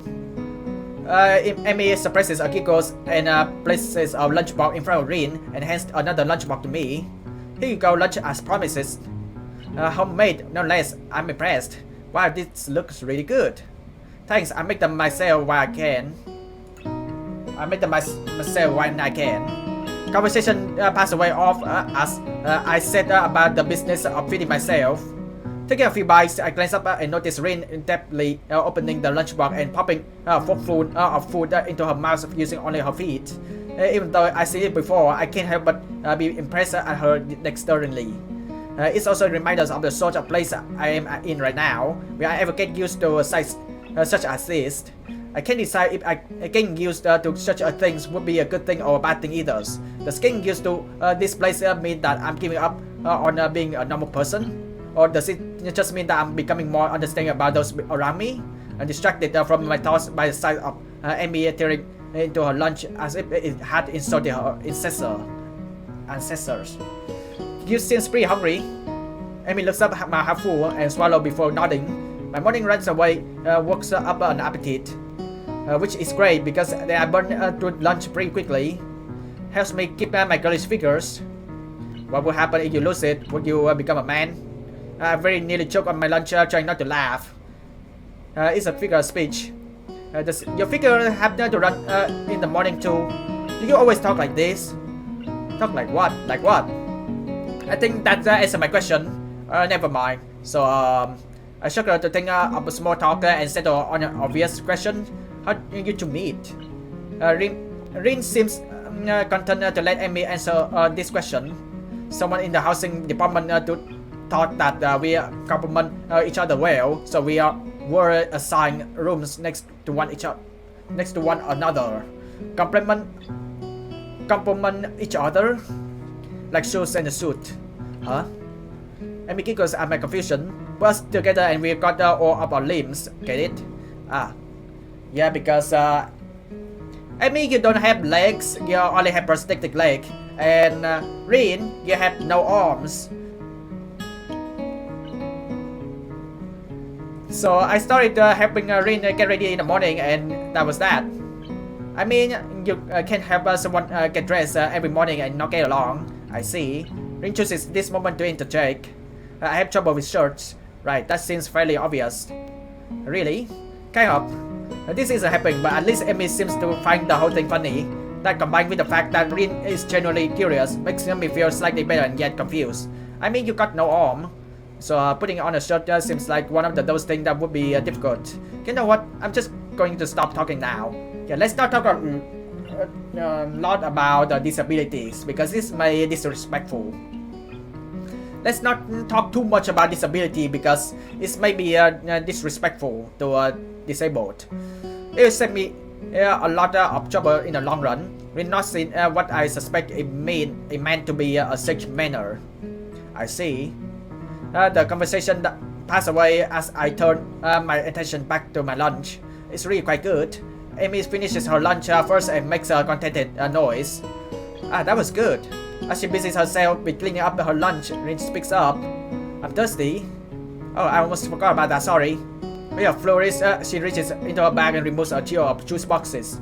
She tosses me one of the that appears to be a cranberry juice, one to a Rin that appears to be some kind of strawberry milk, complete with pink color schemes, and keeps an equally pink box of some kind of fruit punch for herself. Rin dexterously stabs her straw through the tops of her box and begins to drink. I'm once again impressed by how flexible she is, but this time I keep my comment to myself. Somehow I don't think either Amy or Rin are the sort of people to think twice about the way they work around their particular disabilities. Rin especially so. Indeed, she keeps up the impression of being entirely unaware that she's missing any limbs at all. Whether or not that's a conscious decision is another matter. I'm honestly not sure. So Hisao, how do you like it up here? It's quite nice actually. I like High's place for a view. Thanks for inviting me up here and for the lunch too. Immigrants 1000-watt green. Please buy my response, I suppose. No problem. Feel free to eat with us next time too, okay? I won't make you lunch, but you can bring your own up here. No lunch service? I don't know. Amy looks mock offended, trying to take advantage of my good natures. The nerves. She giggles. Well, if that's your answer, I guess Rin and I will just keep eating lunch all alone. I'm suddenly assaulted by the most heart-rending puppy dog eyes I've ever seen as Amy pouts. Kidding, I was kidding. I love to eat lunch up here again. Good location and the company is okay too. I also really like to eat the lunch in a rooftop, but yeah, for the school safety, I don't think that most schools around the world allows that. I mean, there are lots of people having depression and they think of doing self-harm, you know. So that's the reason why schools lock the rooftop doors. But I'm not gonna lie, like having lunch or hanging out on the rooftop would be nice for school days. Good location and the company is okay too. Amy frowns a bit at my declaration of okay, but it seems happy enough that I've accepted her invitation. I guess this makes us a friend now, or at least acquaintance. The lunch bell rings, signaling a return downstairs. When you didn't finish your lunch again, I wasn't that hungry. If you don't eat more, you're going to fade away.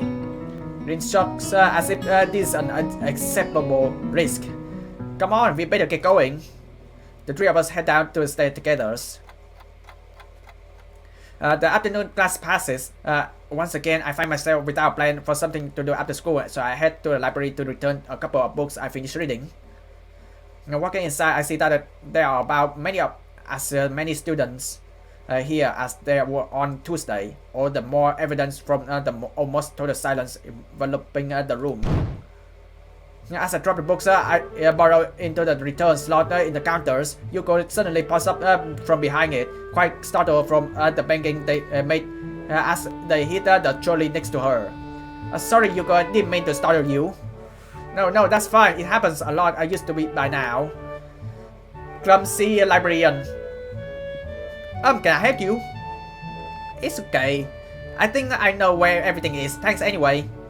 I suppose I'll grab another book or two while I'm still here. There's not much else to do, and after reading so much during my stay in the hospital, it becomes a hard habit to break. I wander around. I wander down to the fiction section towards the back of the library, scanning the bookshelves for anything that catches my eyes. As I do, I look over to the corner of where Hanako had been the last time I was here. Now it's not really expecting anything to come of it. Surprisingly, though she's there, absorbed completely in a fairly thick book, I decide against intruding on her like last time and get back to finding reading materials. After an indiscernible amount of time spent perusing the aisles, I finally decide on a couple of books to get and slide them off the shelf. With a minimum of fuss, I quickly walk over to the counters, checking my books and pop them into my bag as I walk out. By the time I leave the main building, sunset isn't too far away. A small trickle of student remains, but the majority of them left, presumably to the homes and dorms. I guess I need to buy some supplies. I can't live off cafeteria food and eating out for my entire stay here. As I leave for the gate, I make a few last stretches to try and stave off the tiredness that accumulated over the weeks. After passing through and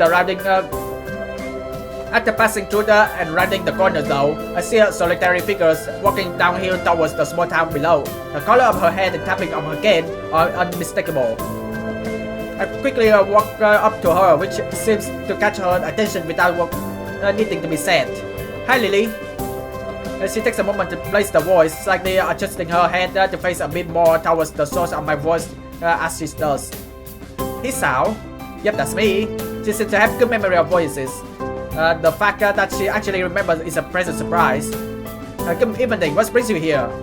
Once again, she gives a small polite bow, and once again I reply in kind before realizing that I needn't do so. Just going into town, you? My, what a coincidence. Doing the same thing, eh? I usually go shopping on Friday. She pauses for a moment, suddenly looking a little lost. That said, Hanako usually comes into town with me. Not lost but worried. The two do seem to keep pretty close tabs on one another. It's kind of surprising that Hanako would just forget Lily like that. I noticed her reading in the library. She probably just caught up in the book. She lets out a small sigh of relief. Thank you, she has a habit of doing that. With readers? Right, she doesn't like being around crowds of people, so reading away from everyone lets her relax a bit. Although she's probably didn't attend it, I can't help but grimace as I recall my first meeting with her. Hardly wanted to bring it up, I remain silent as we quietly continue to walk down the quiet road. Tack tack tack tack.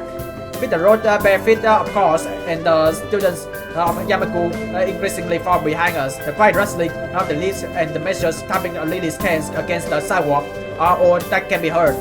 It's kind of nice, especially compared to the hustle and bustle of where I used to live. Before I knew it, I realized so much that I loud yawn escape from before I can control it. Tired? Yeah, I've been running ragged these past few days. That's an understatement to be sure. Transferring into a different school would be bad enough, but nothing like this. Well, hopefully everything should settle down for you. The festival got everyone in spin right now, and you've been plopped right in the middle of things. For a moment I hesitate, but given her apparent tolerance for frankness, I decide to give my full thoughts. I guess Yamaku kinds of different though. I mean, the formality surrounding everything, the isolation around it, not to mention the most obvious difference. It's kind of a whole different mindset. I suppose I get used to it in time. She gets matter of fact nod. Apparently pleased with my answers. It feels almost as if she included me in a flock of students she's shepherding along with Glass, Tree, Chu, and Hanako. But not that I'm mine. It's nice to get the talk off my chest in any case.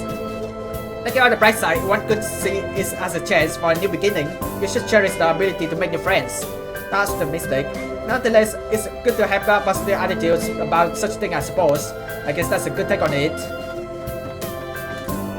Walking down the road, she seems to become somewhat unsettled. Before I can ask what's on her mind, she seems to collect herself and speak up about something else.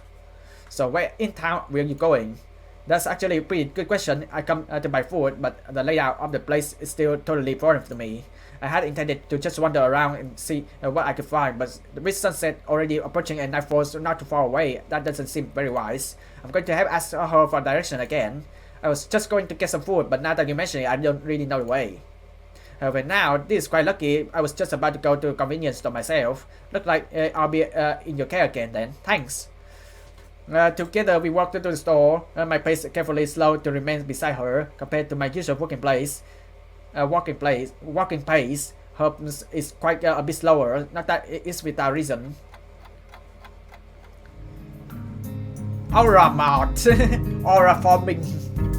After what gonna be more than several minutes, I catch sight of our objective. This town is really pretty small. Without further ado, we make our way inside with a greeting from the counters. The background art is so. Yeah, Doki Doki Blue Skies also have the background art that similar to that. What heavy inspiration? Yeah, Doki Doki Blue Skies really a heavy inspiration from Katawa Shoujo, and the background art looks so similar. Without further ado, we make our way inside with a greeting from the counters. May I tag along with you? Usually Hanako will help me, but seeing it as she's not here, it takes a moment before I realize what she means. Considering she wouldn't be able to read any of the labels, shopping without any help would be a big pain for her. That said, I can shake the feeling that she had this idea since I have said that I was coming here. Sure, it would be my pleasure. I grabbed two used red baskets from a small stack beside the entrance, handing one to Lily. She lays it on the ground, putting her screw back in, retracting her cane and sliding it through the basket handles before picking it back up in her right hand. Wait, if she doesn't use her cane... Before I can complete the thought, she comes beside me and pinches a cups of my uniform in her slender fingers. Is this alright? Sure. I have no reason not to accept. I can think of worse thing than shopping with the pretty girls holding on to me, even if it's out of necessity. We navigate our way through the store with not one of the occasional passing customer seeming to bat an eyelid. Considering how close Yamaku is, I guess seeing students from there must be entirely normal for the local residents. As we reach each house, I quickly check with Lily and find out what she needs. I grab it along with what I'm looking for and put our items into their respective basket. I guess this is the same routine she and Hanako follow every Friday. Right, all that left is the bread and should be my shopping done. You can need anything else, Lily? No, this should be everything. Off we go then. A quick side trip to the bakery section. We make our way to the registers. The line thankfully is almost non-existent. It's not long before we both pay for our food and are out the door. As Lily retrieves her cane and extends to it with full length, I waste a minute looking upward to the night sky while holding both our bags. For a moment I try to make a glass with my bread, but the summer heat doesn't seem to cooperate. Eventually she rises herself, taking a quick stretch before taking her bags and leaving me back to my two. You tired as well? The festival's preparation have been complete chaos. Shizune bringing down my neck doesn't exactly help things either. Hey, she's only trying to get everything organized better now than later, alright? I suppose I'm going to enjoy relaxing in town tomorrow, that's for certain. I guess the festival preparation must be taking their toll on both of them. We walk out into the quiet street, taking talking in between ourselves as we carry our bags, our food and supplies from the store. Wait, what's that? And that's a very distinctive figure making its way towards us, silhouetted by the street lamps. For a second, I think it's another male student from my class, but as he, or should I say she, gets closer, I recognize her quickly. Rin, what are you doing out here so late? Rin? Lily perks her head, looking like she's trying to focus on listening more keenly. It suddenly comes to me that I should probably interpret the scene for her. It's Rin, Tezuka Rin. I think it was her last name from our school. She stiffens at the name and she gives a complicated looking expression, something like a forced fusion of composed smile and painful cringe. I understand. I guess Lily knows Rin too. Rin turns to look at us, looking terribly out of it. I'm not entirely sure if she recognizes either of us, or at least she doesn't acknowledge if she does. She looks like a zombie or statue of zombie. But slowly, some symptoms of understanding seems like in her dark eyes. This is something she must react to. Rin blinks once, very thoughtfully. Hello? There is an awkward pause, everyone waiting for someone else to say something. What are you doing here this late? I was wondering about that myself too, just now. Some people asked that just before. I assumed they were wondering the same. I didn't know, they didn't know either, I asked, that's why I'm wondering. So that was pretty much it. It's a murder mystery without murders. They were going that way. She turns facing her right in order to demonstrate the direction that other people went who asked if that was important. The rotates back like a mechanical puppet in one of those overly complicated clockworks. For a person who gives an impression of being the quiet type, Rin really does use a lot of words to say things that don't need a lot to be said. Unsure if she finished, I say nothing, neither does Lily, who just seems equally robbed by a word for the time being.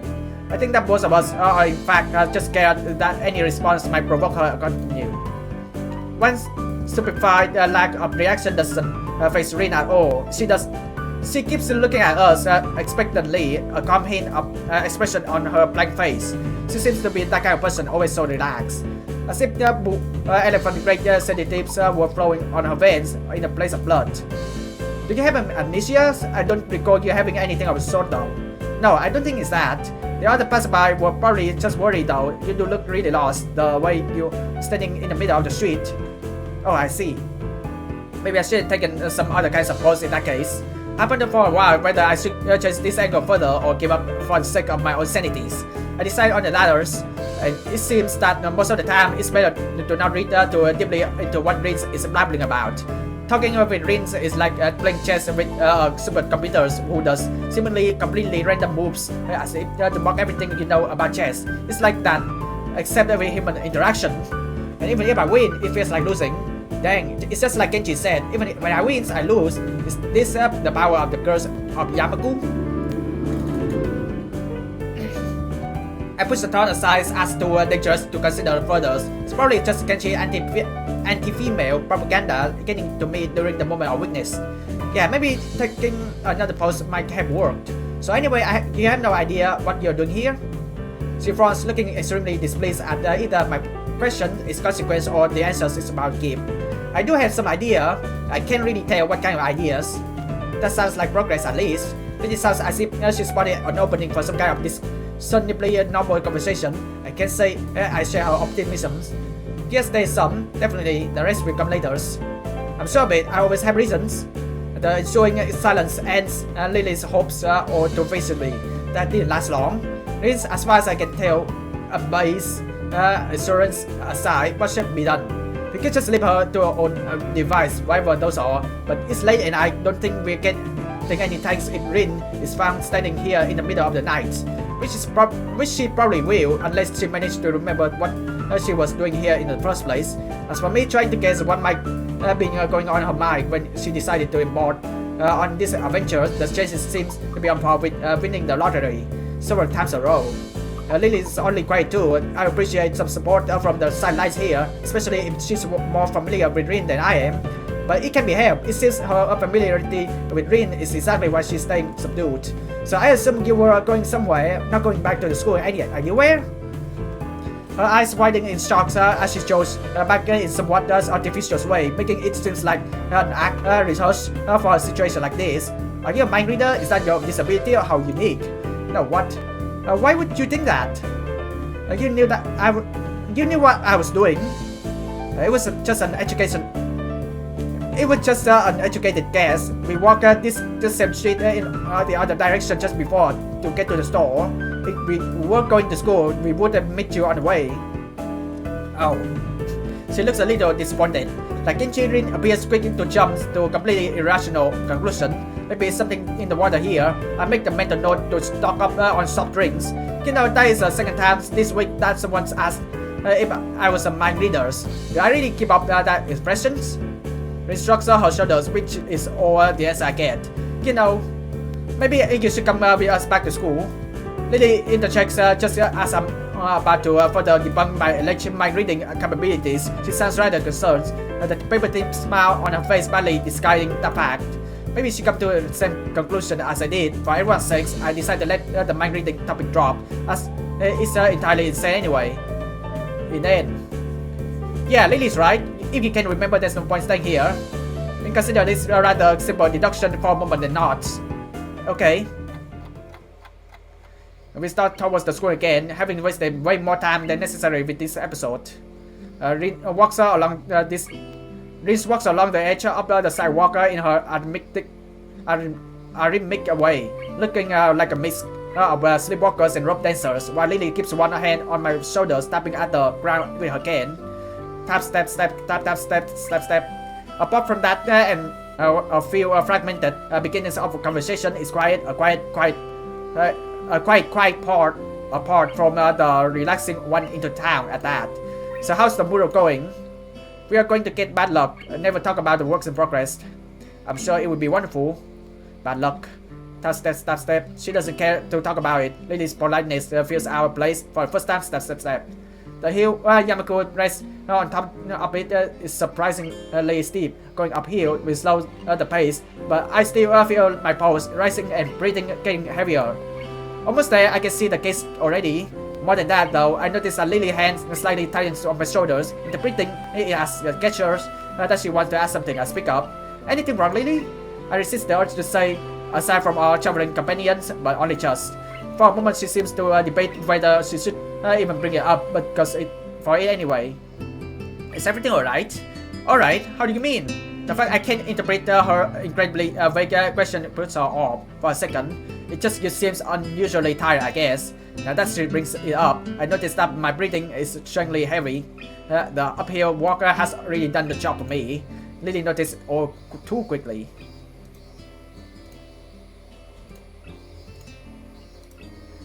Okay, so I don't know though.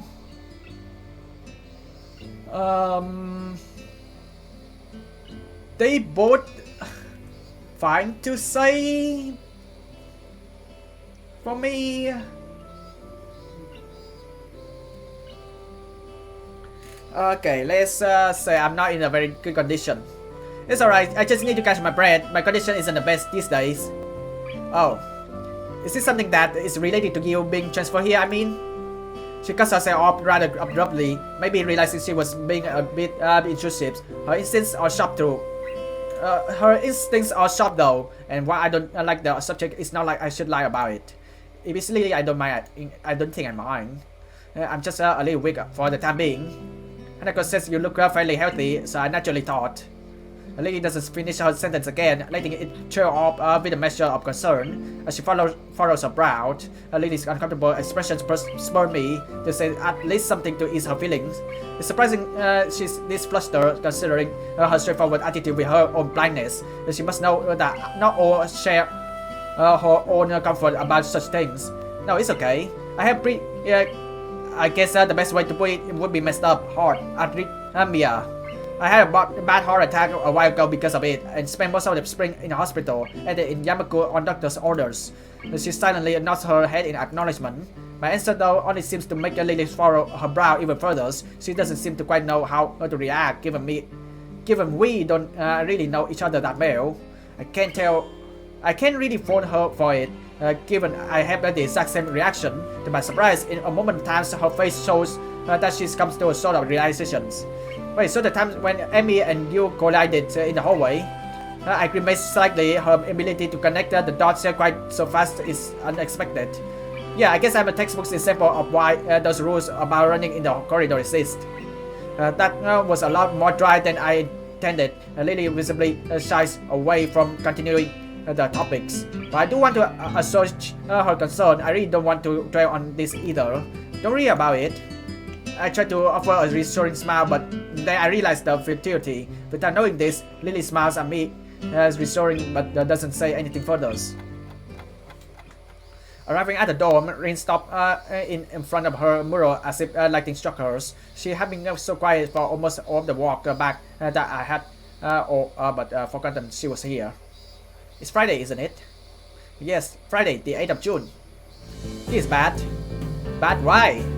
I think I'm going to go in a fatal position and throw up, possibly in reverse order. Is something wrong? No, nothing is wrong. It's Friday, nothing wrong yet. This mural is going to be needed to be finished by Sunday, so everything is alright. Do you have any drugs or time machine? This is not good, not good. So she's behind her schedule, recalling Shizune's exasperation at Rin's carefree attitude several days ago. I don't know what to think. She has left herself open for I told you so, unless she can pull off whatever she needs to pull off by Sunday morning. Rin keeps staring at her mural, looking as mortified as she can. Leave me, I'm going to need work for a while. Leave me, I'm going to need to work for a while. I glance at Lily, expecting her to share an incredulous look with me as I roll my eyes, but then I realize she's not one to do that kind of things. Leave me. We do, of course, not wanting to aggravate her any more than she already is. There is a churning bad feelings in my gut. Rin sure has a knack of her, making people feel worried about her. She seems like a person who should never be left alone. Maybe we should call someone. She sounded like she was going into shock or something. I'm sure she will be just fine. She just how to say? Lily cocks her head a little, trying to find a polite way of calling Rin crazy without calling her crazy. Unique? Yes, a very unique person. I guess you could say that. She giggles at the notion melodiously, nodding in agreement. Sorry about leaving you stranded as you talk to her. I don't really understand her, so I keep my distance. So my guess was right. Lily offers a side apologetic smile as she was sorry that her own shortcomings had prevented her from becoming closer to Rin. I'm not the one to blame her at all. Lily lets slip a long breath, probably a disguised yawn. I imagine she as exhausted by all this as I am. I better leave now and give this to Hanako. Thank you for the company, he said. She smiles very sweetly at me. It feels different than normal, despite the fact that she seems to be smiling so often. I can't put my finger on what the difference is. It's just different. Relax, I say, but that's probably just relief over getting rid of Rin, maybe. Yeah, good night. Say hi to Hanako for me. I will. Good night.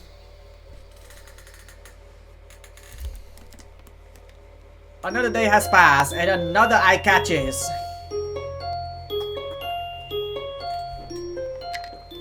And we still in Act 1. We still not make it to Act 2 yet. The student rolls into class for the Saturday morning session. Each and every one of them sporting the tired eyes of people who have worked through the night. We only have a day left to prepare. I suppose it's not surprising. Thankfully, we only have to suffer through classes until the lunch break, and then our time is our own. But though lunches into class in the tired stackers, I suppose students are the only people here that enjoyed the late Friday nights. Without saying a word, he scrolled some page and question numbers on the board and slumped down at his desk. It's completely atypical behavior for him, but it appears that no one in the class is going to call him out for it. Wordlessly, the student shuffles their textbook into position and get to work. Not wanting to break the trend, I do the same. Fatigue has made the class antisocial. Not a peep is heard among the ruffling papers. That can possibly be attributed to the two empty seat beside me. For some reason, Misha and Shizune are present, probably doing constant work for the festival. It's very quiet without Misha present. I wonder if she was born as rowdy as she is, or if she is making up for Shizune's lack of voice. Nakai, can I speak to you for a moment? I'm so engrossed in thinking about Misha that I don't even notice without approaching my desk. Sure, what is it about? It's probably better if we speak outside the classroom. In private, sure. Something about this doesn't sound so good, but I stand up and follow him out into the hallway. Muto stands in the hallway, scratching his head as he walks up. What he's trying to say, not knowing what is going on, I wait silently. So tell me, how's our things? I expected Muto to be a little vague, but this is pushing the limits. You know things. You have a week to settle in now. How's our thing? Fine, I guess. I see. And how's your condition? The pause before condition seems a little unnecessary. Haven't had any problems so far. A previous shimmers of relief passes across Muto's face. Nah, that's a lie. Remember the time that Amy is running in the hall and bumped into my chest and I got a heart attack a little bit and I managed to calm myself down. Good, that's good. The school nurse was a little concerned that you might have been pushing yourself a bit too hard. That's the reason why I take it easy. I don't go for it. He asked me to keep an eye on you when he couldn't. That makes sense. I asked that you don't blow us off so freely as much as we try to keep you a level of education that you would get at a normal school. You have to realize that you have limits. Our goal is to make sure that you know where those limits are and how to maximize your potential within them. Do you follow me? I guess. I mean, I don't plan on doing anything stupid. Well, that's a start, I guess. So then, on to my next question. How are you finding your studies? I understand you were laid up for a while. We are not too far ahead, are we? I don't really think so. I tried to keep up when I was in the hospital, so it hasn't been too hard. Muto taps his chin and raises an eyebrow as he absorbs this information. Is that so? I suppose there are still students out there who would realize the importance of learning. I wouldn't go that far. I was only trying to keep myself occupied in my little life support prison. But yeah, you got to keep up with these things, right? That's exactly it. One wrong move in this world and you're left behind, right? Right. Wouldn't want that to happen. No, you wouldn't. Every week there's a new scientific discovery. Most of them mean nothing to the lay person, but any one of them could be the key to the next big thing. I keep that in mind. It's obvious that Muto's serious talk is over, and he's gone back to his standard, slightly scatterbrained approach to life. I think, in hindsight, that I prefer him this way. He's slightly more predictable in his unpredictabilities. Well then, I think that's all I really had to say. Let's get back inside, shall we? My relief at that suggestion is unsurmountable. Sure, you're the boss, right? Muto's pauses for a moment. I don't think any of my students have ever said that to me before. For an instant, I considered replying to this, but something deep within me telling me to shut my mouth and get back into the classroom. A few of the students jumped at the sound of the door, rapidly trying to pretend that they are working on the question on the board. Some don't even bother us. They had to slump on the desk as they nap. Thankfully, it appears that Muto does not even notice them. He returns to the desk and retrieves a scientific journal from one of the drawers. I guess I got to him there. The class returns to the near silence that Muto and I left it before our chat. Mixed feelings of tiredness and anticipation burst around the room. Everyone here is either waiting for a chance to rest or the chance to get their last-minute preparation underway.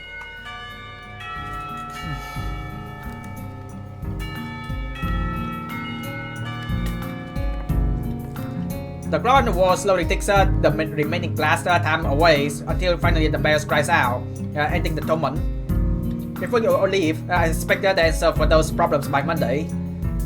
So we got homeworks now. The class size as one instantly regret things lacking off, but still acutely aware of the more pressing issue at hand. The classroom empties in the blink as everyone rushes to the last minute's festival preparation. I step behind and try to quickly finish the question so I don't have to bother with it over the rest of the weekend with the festival and all tomorrow. Hey Hanako, we need to talk more.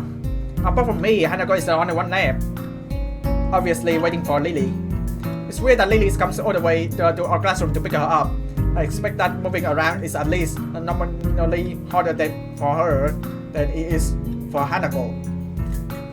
But it's not on my business, and I naturally don't ask about it from Hanako. Despite the relative proximity of our seat, and neither tries to strike up a conversation about that or anything else either. So oppressive silence falls upon the classroom. Time passes in silence. It's probably just 15 minutes or so, but I feel longer. It's probably just 15 minutes or so, but it feels longer. I turn pages of my notebook. Hanako turns pages of the novel she's reading. My pencil lit the splinter again the paper just when I was about to finish the paragraph. The sounds of my irritated sigh and subsequent fumbling around for supper feels like they're breaking the mood in the classroom. Hanako keeps her eyes firmly away from my directions. Before long, Lily's toes figure appears in the doorway. Hanako. Her name is Oa. It takes to make Hanako jumps up from her desk and run to Lily. They talk quietly for a moment, but it isn't long before Lily leaps down the hall and Hanako idles back into the classroom, taking her seat once again. I watch Hanako out of the corner of my eyes out of sheer curiosity at the ideas that the two would be separated. For a couple of minutes, she does nothing but sit with her chin in her hand, staring at the desk dejectedly. The boredom evidently becomes too much for her though, her slanted frame reaching into her bags and pulling out a small book. Come to think of it, that isn't the one I saw her reading at the library. She must be quite a fast reader to get through them at this rate. After about 10 minutes of restlessly shuffling in her seat and trying to read, Hanako closes her books and leaves too. As should I, since the assignment is all but finished and there is nothing else to do in the classroom. Not that I have anything to do anywhere else either. The school is behind of activity, but nobody pays me any head. I saunter past the classroom filled with students frantically doing this and that, buzzing around like little worker bees. You wouldn't guess that the school day is over. It's a bit quiet outside, but not by much. People zip by left and right, hurrying as quickly as they can, busy and energetic. I feel the opposite. The midday sun seems to be draining all the spirit out of my body, making it feel limp all over. Warm soft air flows inside my shirt, feeling like a cushion. I yawn lazily, thinking about what should I do. What I do. I drop off my books at the dorm first, and then something haven't decided yet. Maybe Kenji is in this room. On the way to dorm, I spot Amy coming my way, running despite not having those weird running prosthetic on. I wave at her and she skids to a stop. Yo Hisao. Spatter of white and green paint adorn her nose and chins respectively, but her smile is white, as it seems it always is. She leans closer to me, amplifying the feeling she is examining. What you doing? Nothing really. I don't have anything to do for the festival and everyone seems to be doing something important. That's perfect, then you can help me and Rin with the festival preparation. I'm not sure I would be much help. That's why I'm not much help either. Amy grabs my wrist and starts dragging me back inside the school quite forcefully. Even her walking speed is more like jogging, making me stumble over myself simply trying to keep up. The stairs slow Amy down a little bit. Maybe it's hard to climb with her legs, or maybe she's finally run out of breath. We go all the way back to the top floor and to the seniors hallway, ending up where I left 5 minutes ago. I could just as well as have stayed here waiting for Amy had I known. So are you? Is Rin working on that mural still? That's right, she needs all kind of paint and brushes and stuff. So I went to get them from the art classroom. And you need me to help with that? Well, Rin told me you had already helped her, so I thought you wouldn't mind. I see. So thanks to Amy flaky top logic. Here I am again, collecting stuff from the art classroom for other people. The room is empty apart from a cell and the lonely specks of dust floating in the air. Amy skips straight away to the back wall, digging out a tiny crumpled piece of paper from her pocket. While she tries to make sense of her handwriting, I take a closer look at the material lying around here. Dozens of pens, cans, and bottles are arranged on the shelves in a most unorganized fashion. Some look like they have been left there for several decades, relics of previous art club generation. Next to the heavy stacks of neatly piled drawing paper of boxes full of different sized brushes and unsorted crayons. The smells of paint, turpentines, and fresh paper float in the stale air, hissing in my nostrils to form that unmistakable sense of art. Amy studies her notes, comparing them to marking on various paint cans and passing them to me here as she finds the correct matches. She stretches her neck to look on the topmost shelves, but it's not quite enough. Her eyes level stays below the shelves no matter what she does. Amy keeps up and just looks up to the shelves longingly, like a child at a toy store, huffing in annoyance. After a moment of building anger, she starts jumping up and down, apparently trying to speed read the labels during the fraction of the second she can see them and catch what she can. It's no surprise that she fails miserably and almost managed to bring her entire shelf crashing down. Now I see why me landing a hand here would be useful. Come on, let me do that. You can't jump high enough. I don't want you to hurt yourself trying. Also, I'm like twice your height. You are not. She turns around, flaring scorn, splashes cheek and all. Just kidding, just kidding. Anyway, I'll look up there, okay?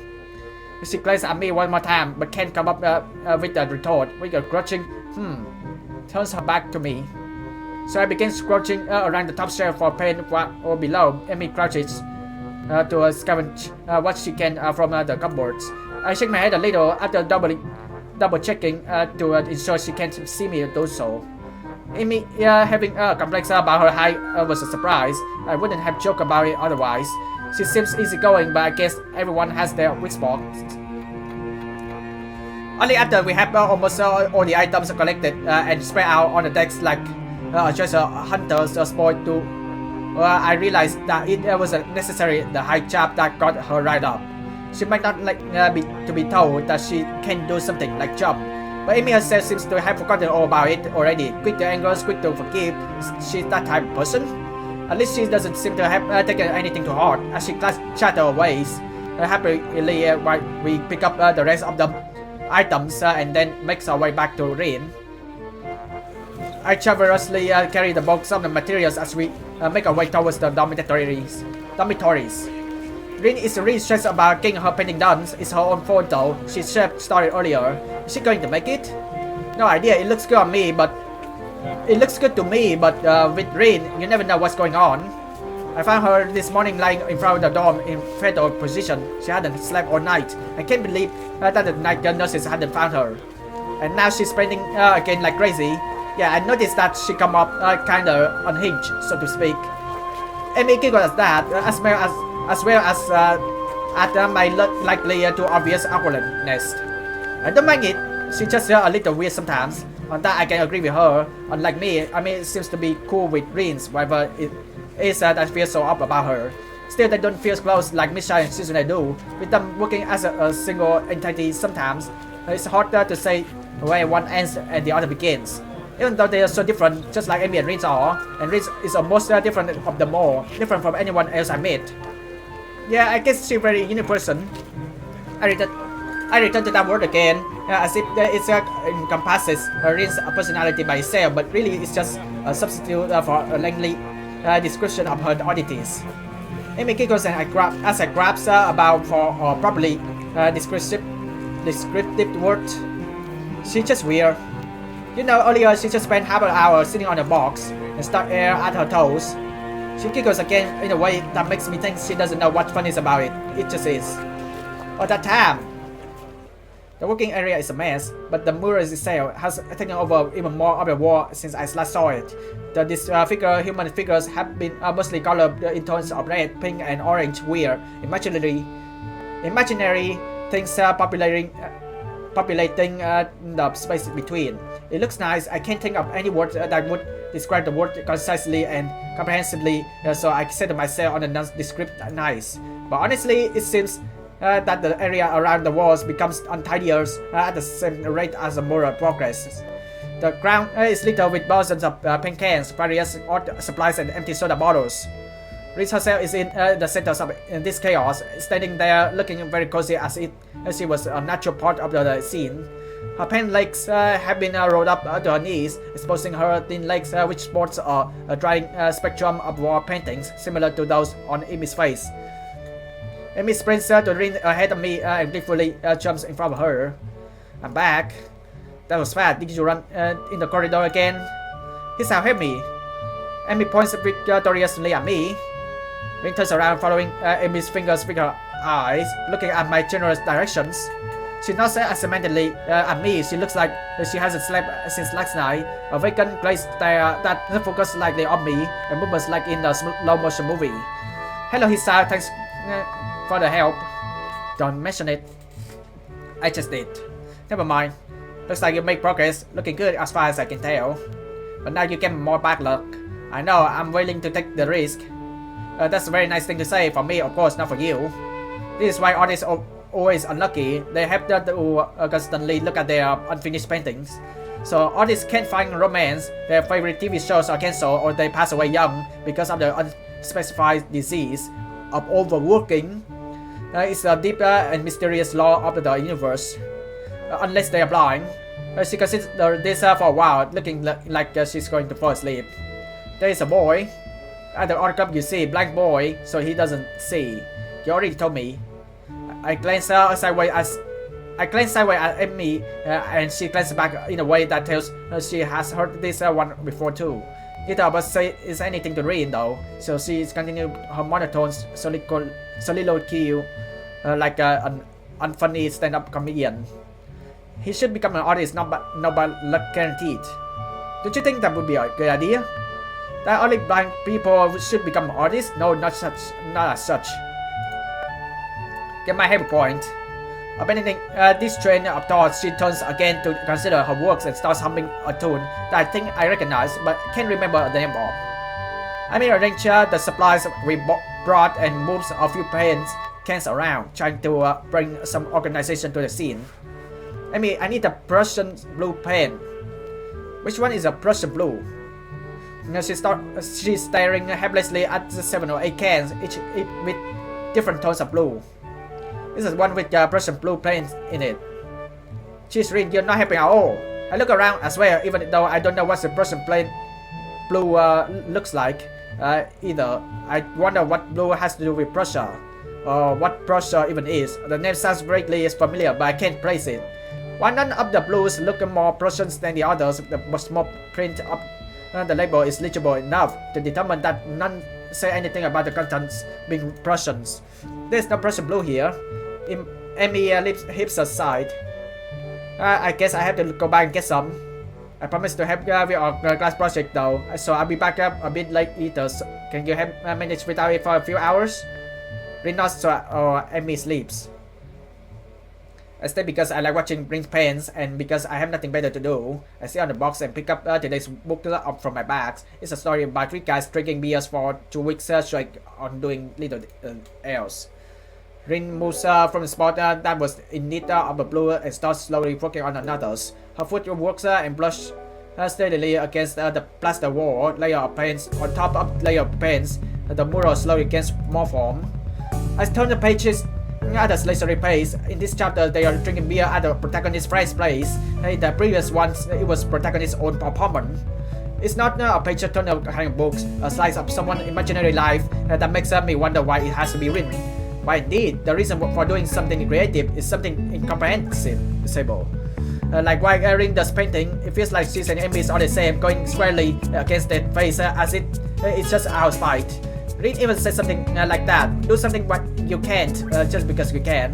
Is that what she meant? Is that her reason? It makes me envious. She comes up as quite a headstrong person. He doesn't give up that kind of air. Thinking about it, she doesn't give up any kind of air, or maybe different kinds of every time I talk to her. Why did she say what she said? Why does she or anyone at all paint or draw or sculpt or write? I never had such much of the creative impulse, so I don't think I can really understand it. It makes me feel hollow inside. What a grim thought. I can't really decide whether it's true or not either. Am I content being this way? I can't deny I'm feeling a bit of envious of Rin, but I can't really consider it a flaw or any kind. I'm myself and she's herself. Still, I do need to find something that could make me feel a little less lost about myself, instead of just drowning myself in these books as I did in the hospital. I can't help but feel disoriented. The new school lifestyle and people around me contribute heavily to this sensation. I'm trying my best to fit into the existing social circles, and most of the people I met have been really nice. It still feels like I'm an outsider though, like I don't belong. I shake the feeling off, realizing that I'm spacing out. I have neither turned the page of the book nor done anything for Rin. She's trying to put some paint from big hand using only her feet, having not bothered to ask me, or maybe she did and didn't hear it. Either way, it looks very unstable. Ah, God, ouch. I quickly jump to help her. Is at. Oh my god. The feed is on the screen. God. I quickly jumps to help her as it looks like she's about to spill the entire content of the can over the pavements. I take the can from her feet and pour some in the bowl. She doesn't say anything and neither do I. I catch a glimpse of her eyes looking silently at me from under her unkept bangs. It's an unreadable expression, a perfect poker face, mixed with a hint of something like a mouth surprised. I wonder what she's thinking. Maybe she's wondering about what I'm thinking, maybe nothing. A penny for your thoughts. Do you have any pennies with you? I don't think so. I don't think I will tell. I'm not thinking anything either, so you're in luck, except now I just did. She frowns, looking very unsatisfied. It's hard not to not think about anything, but it's important. But that's why it's important when some guy walks up to us looking like he has some business with Rin. Oh god, dude. Good afternoon, how's it going? I can make it. Rin doesn't take her eye off the wall and responds so naturally that I can only assume they know each other's. I haven't seen the man before, so I naturally wonder who he might be. Maybe a teacher's? His hair fast faded to a silvery gray, so much so that it looks like artificially dyed. I hope that's not the case. Small round glasses hang on the bridge of his nose, but it appears he constantly looking over the lenses rather than through them. He studied the murals intently over said glasses. Good, good. What bold composition you have here? He moves to inspect the mural closer, talking to himself about it in a way that makes it obvious he wants us to hear too. Very good indeed. I don't really know what to make of it, but Rin doesn't seem to care much. She's looking around her working space, the various bowls of different tones scattered all over. He sounds. I need more of this. Give me a second. I put a 50-50 mix of the two pans into a bowl to create more of the same pale spring tone Rin was using to fill up the shapes of the man's face. Rin watches me doing so, which makes me feel nervous somehow. Her face is so unassuming that it feels she's just waiting for me to do something wrong. The man turns to reckon me as well, looking surprised as if he noticed my presence only just now. Maybe he did. Why, hello there, who might you be? I'm a transfer student to class 33. He's a guy. Nice to meet you. Little class, eh? But I won't hold that against you. He laughs very loudly. Obnoxiously loudly, a few small birds take flights from a nearby tree. I'm Shinichi Nomiya, or the art teachers. Or Nomiya Shinichi. So this is the art teacher. In retrospect, should have guessed that much. He even looks like one as far as the first impression go. How did you come to end up assisting my protege? I wish I knew. Alright, so what should I do here? Oh, I feel like I should join the art club, because if I say I just kind of stuck with her, like Rin's gonna get upset with me.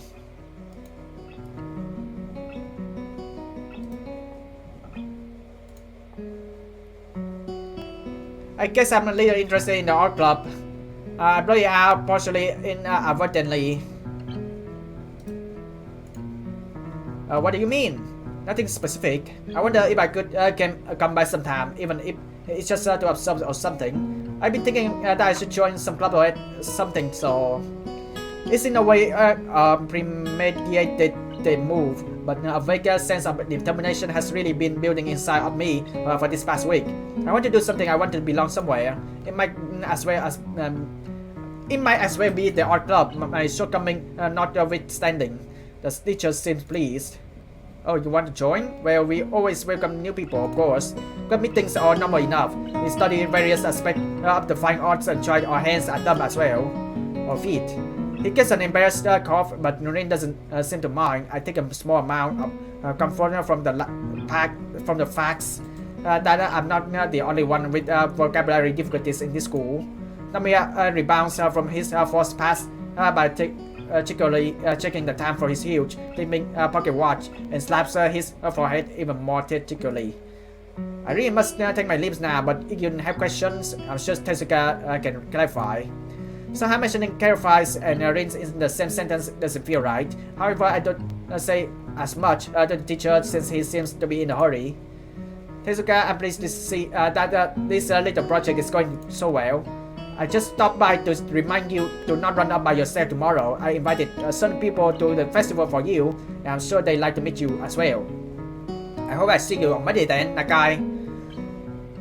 The teacher leaves and we are left by ourselves again. Riz is still painting as if nothing notable happens. Since nothing in fact did, I'm left with wondering what on earth is wrong with me. On and I haven't worked well together in the past, at least judging from the grades I used to have in middle school. Maybe a club would be different than the obligatory class, who knows. I try to come up with something meaningful to ask about it, but to no avail. I just go to a club meeting and see how it goes. So he invited some people tomorrow just to check out your painting. He has a lot of art people friends. They like to talk about art. I think he wants me to talk about art with them. Somehow I get the feeling that you want to thrill about it. Rin shrugs non-committedly, but it still gives an impression of her generous displeasure at the idea of having to discuss her painting or any painting with other people. I don't really like talking about art. It's already a way to talk about talking, so why bother talking about it? I can understand that. It's like being bored and talking about being bored because you're bored. I'm not following you. Have you ever talked about being bored? It's pointless and it's not very exciting. All you can really say about it is, I'm bored. I'm so bored. I once spent a week trying to think of something meaningful to say about boredness. It was about the most boring week I ever had. But that's pretty fitting, don't you think? It gives me a look, the laconic kind of, that looks like it doesn't mean anything, but it does. Anyway, I don't know. I guess I just really can come up with anything to say about art. I mean, like this one you're doing now, I have no idea what to think about it, except that it looks nice. What it's painting about? It's not about anything at all. That's what I like to say, so I did. But that was more lie. I said it anyway because I would kind of like it to be true. Teachers wanted me to do this, but I didn't have any ideas. I tried to have some, but nothing happened. So that is a painting without any ideas. But what are you painting then? No idea. Come to think about it, I think our code is no idea. Now I started thinking again. This is bad. She shakes her head vigorously for a while, trying to shake thinking out of her head. That Amber red hair flies wildly around. This is why I had Amy help me. She makes it easy not to think about anything. You know how she just talks about nothing for hours. It's like her head is made of bubblegum from bad jelly. You're kind of the same, but not really. It's very helpful if you stay here. I'm not sure if that's a compliment or not. It's probably neither, with Rin being the overly neutral person she is. So is there anything specific you'd like me to do to make you not think? Just be. So without knowing what I should do, I just sit on the empty box to watch her continue with the painting, leaving the pages of the beer drinking book. I mean, that's a good art though, but Jesus Christ, like having a graffiti, having the whole screen of showing feet. I mean, no offense, it's a good art style, but I really hope that the art teacher's friends not being too mean about it. I still remember how Doki Doki Blue Skies goes though. I still remember what happened in Doki Doki Blue Skies. You making a festival and then there's gonna be people being mean and rude. I hope this not happen for Katawa Shoujo's. Rin has a certain expression on her face. Her dark green eyes hiding what she might think of behind them.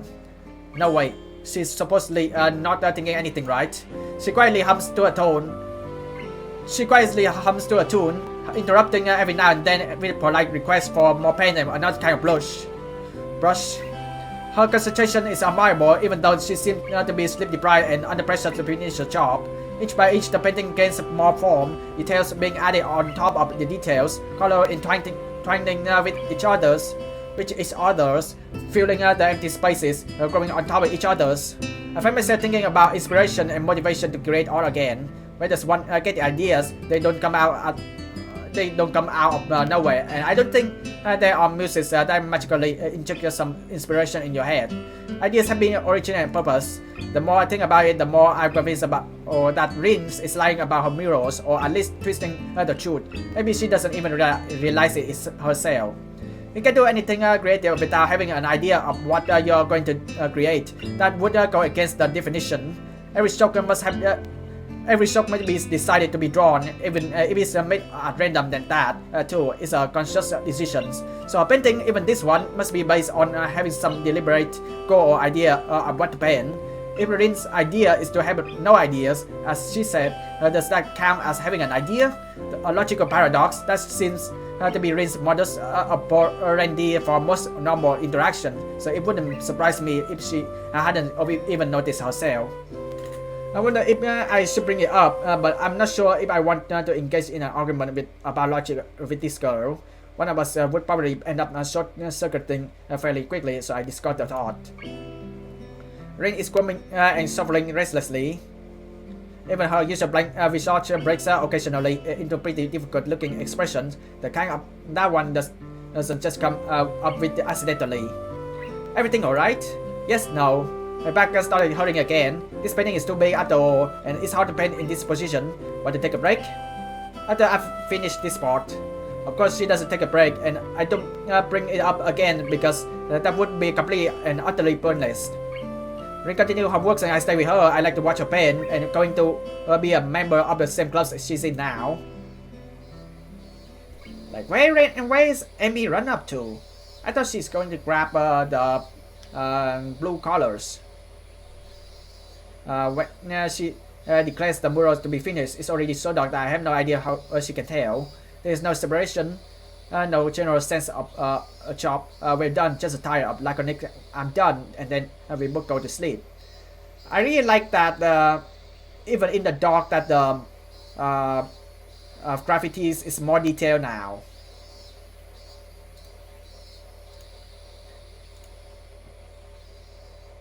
And next day, I catch it.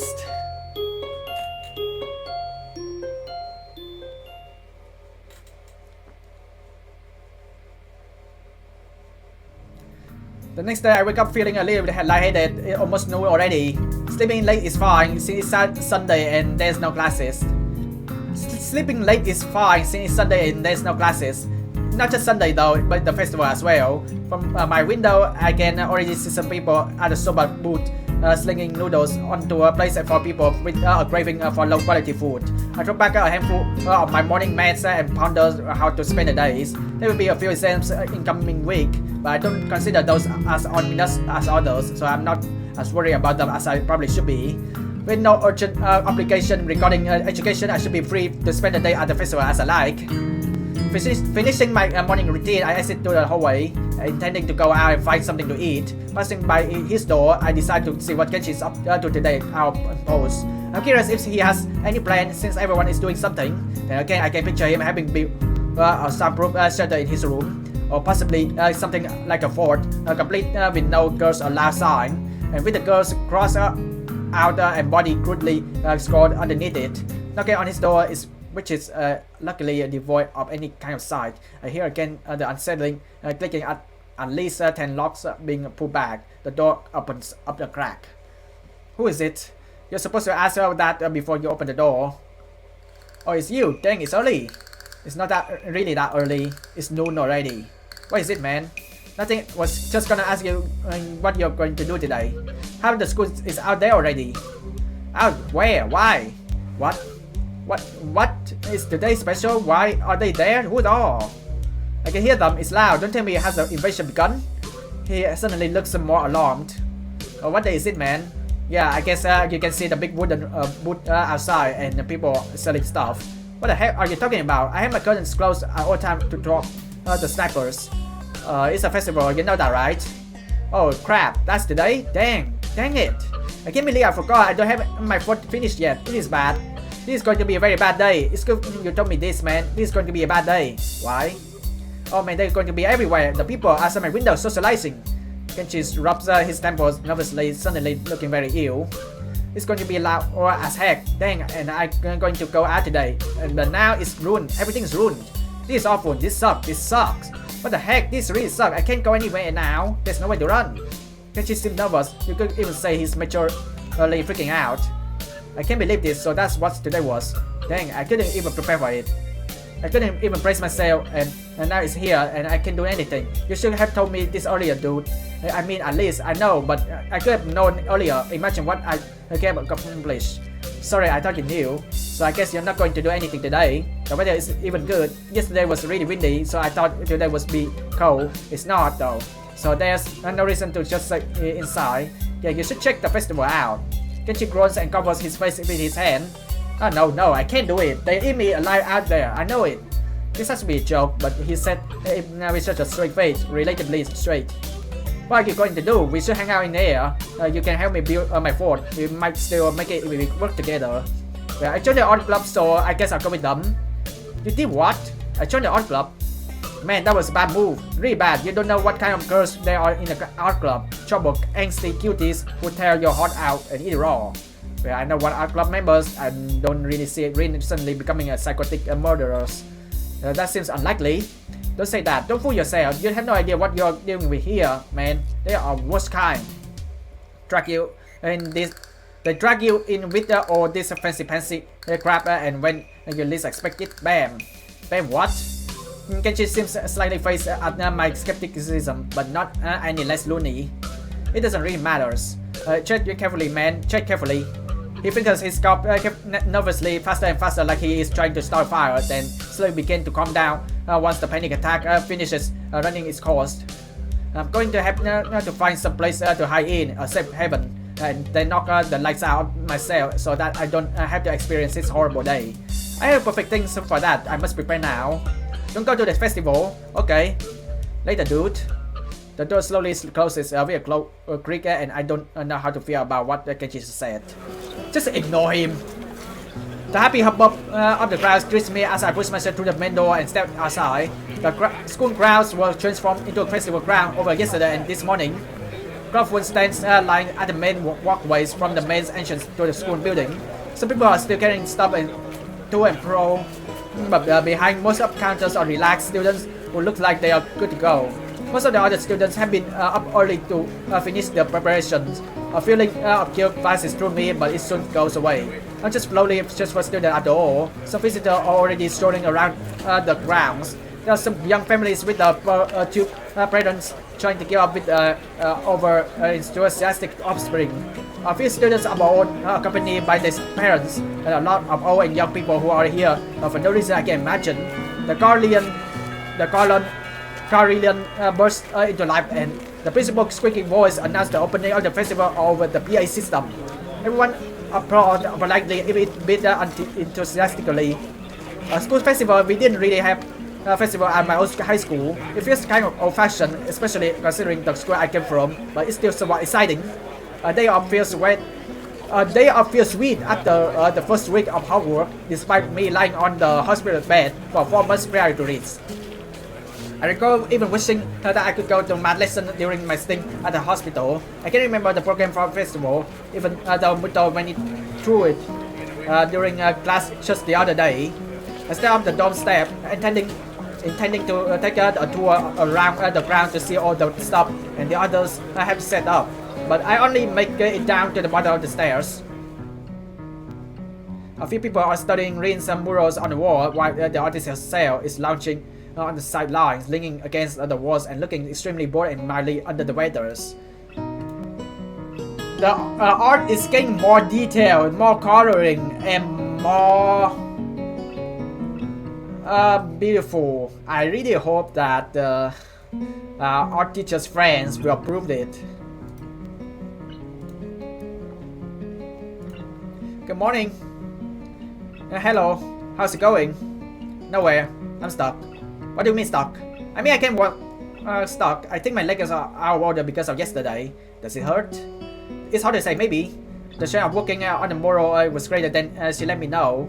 I thought it was a bit of tired muscles or something. I mean to ask something further, but Rin swiftly moved on to another topic. Teacher's friends came by. Then they headed into town for lunch and asked me to go. It was a good thing my legs hurt so much. But you're stuck singing here, that's not good. Just wait till I can walk again. It should be either sooner or later. You can think about it for a while. Rin, have you ever thought about heat stroke? If you're just sitting under the sun all day, you're gonna have a heat stroke. You should follow someone. The teacher was happy that I finished the mural. He should be. But I wonder if it's finished after all. Oh, you're not satisfied with your art? I thought yesterday I had done everything, but now I'm not sure anymore. I should paint more detail. Maybe, probably, it's very hard to decide. Finished or not, the murals looks great in broad daylight. There he is. Various human body parts are repeated over and over in a widely mutating. Mostly these figures, varieties are the main elements. I'm not gonna lie, I don't think I'm allowed to use this as a thumbnail. Because you see that thing. They are roughly looking as if thoughtlessly placed and rudimentarily painted, but a great deal of thought and care has gone to each and every one of them. Does this one have a frog growing out of his head? It looks like a fish. It's a goldfish. What's that? It's nothing.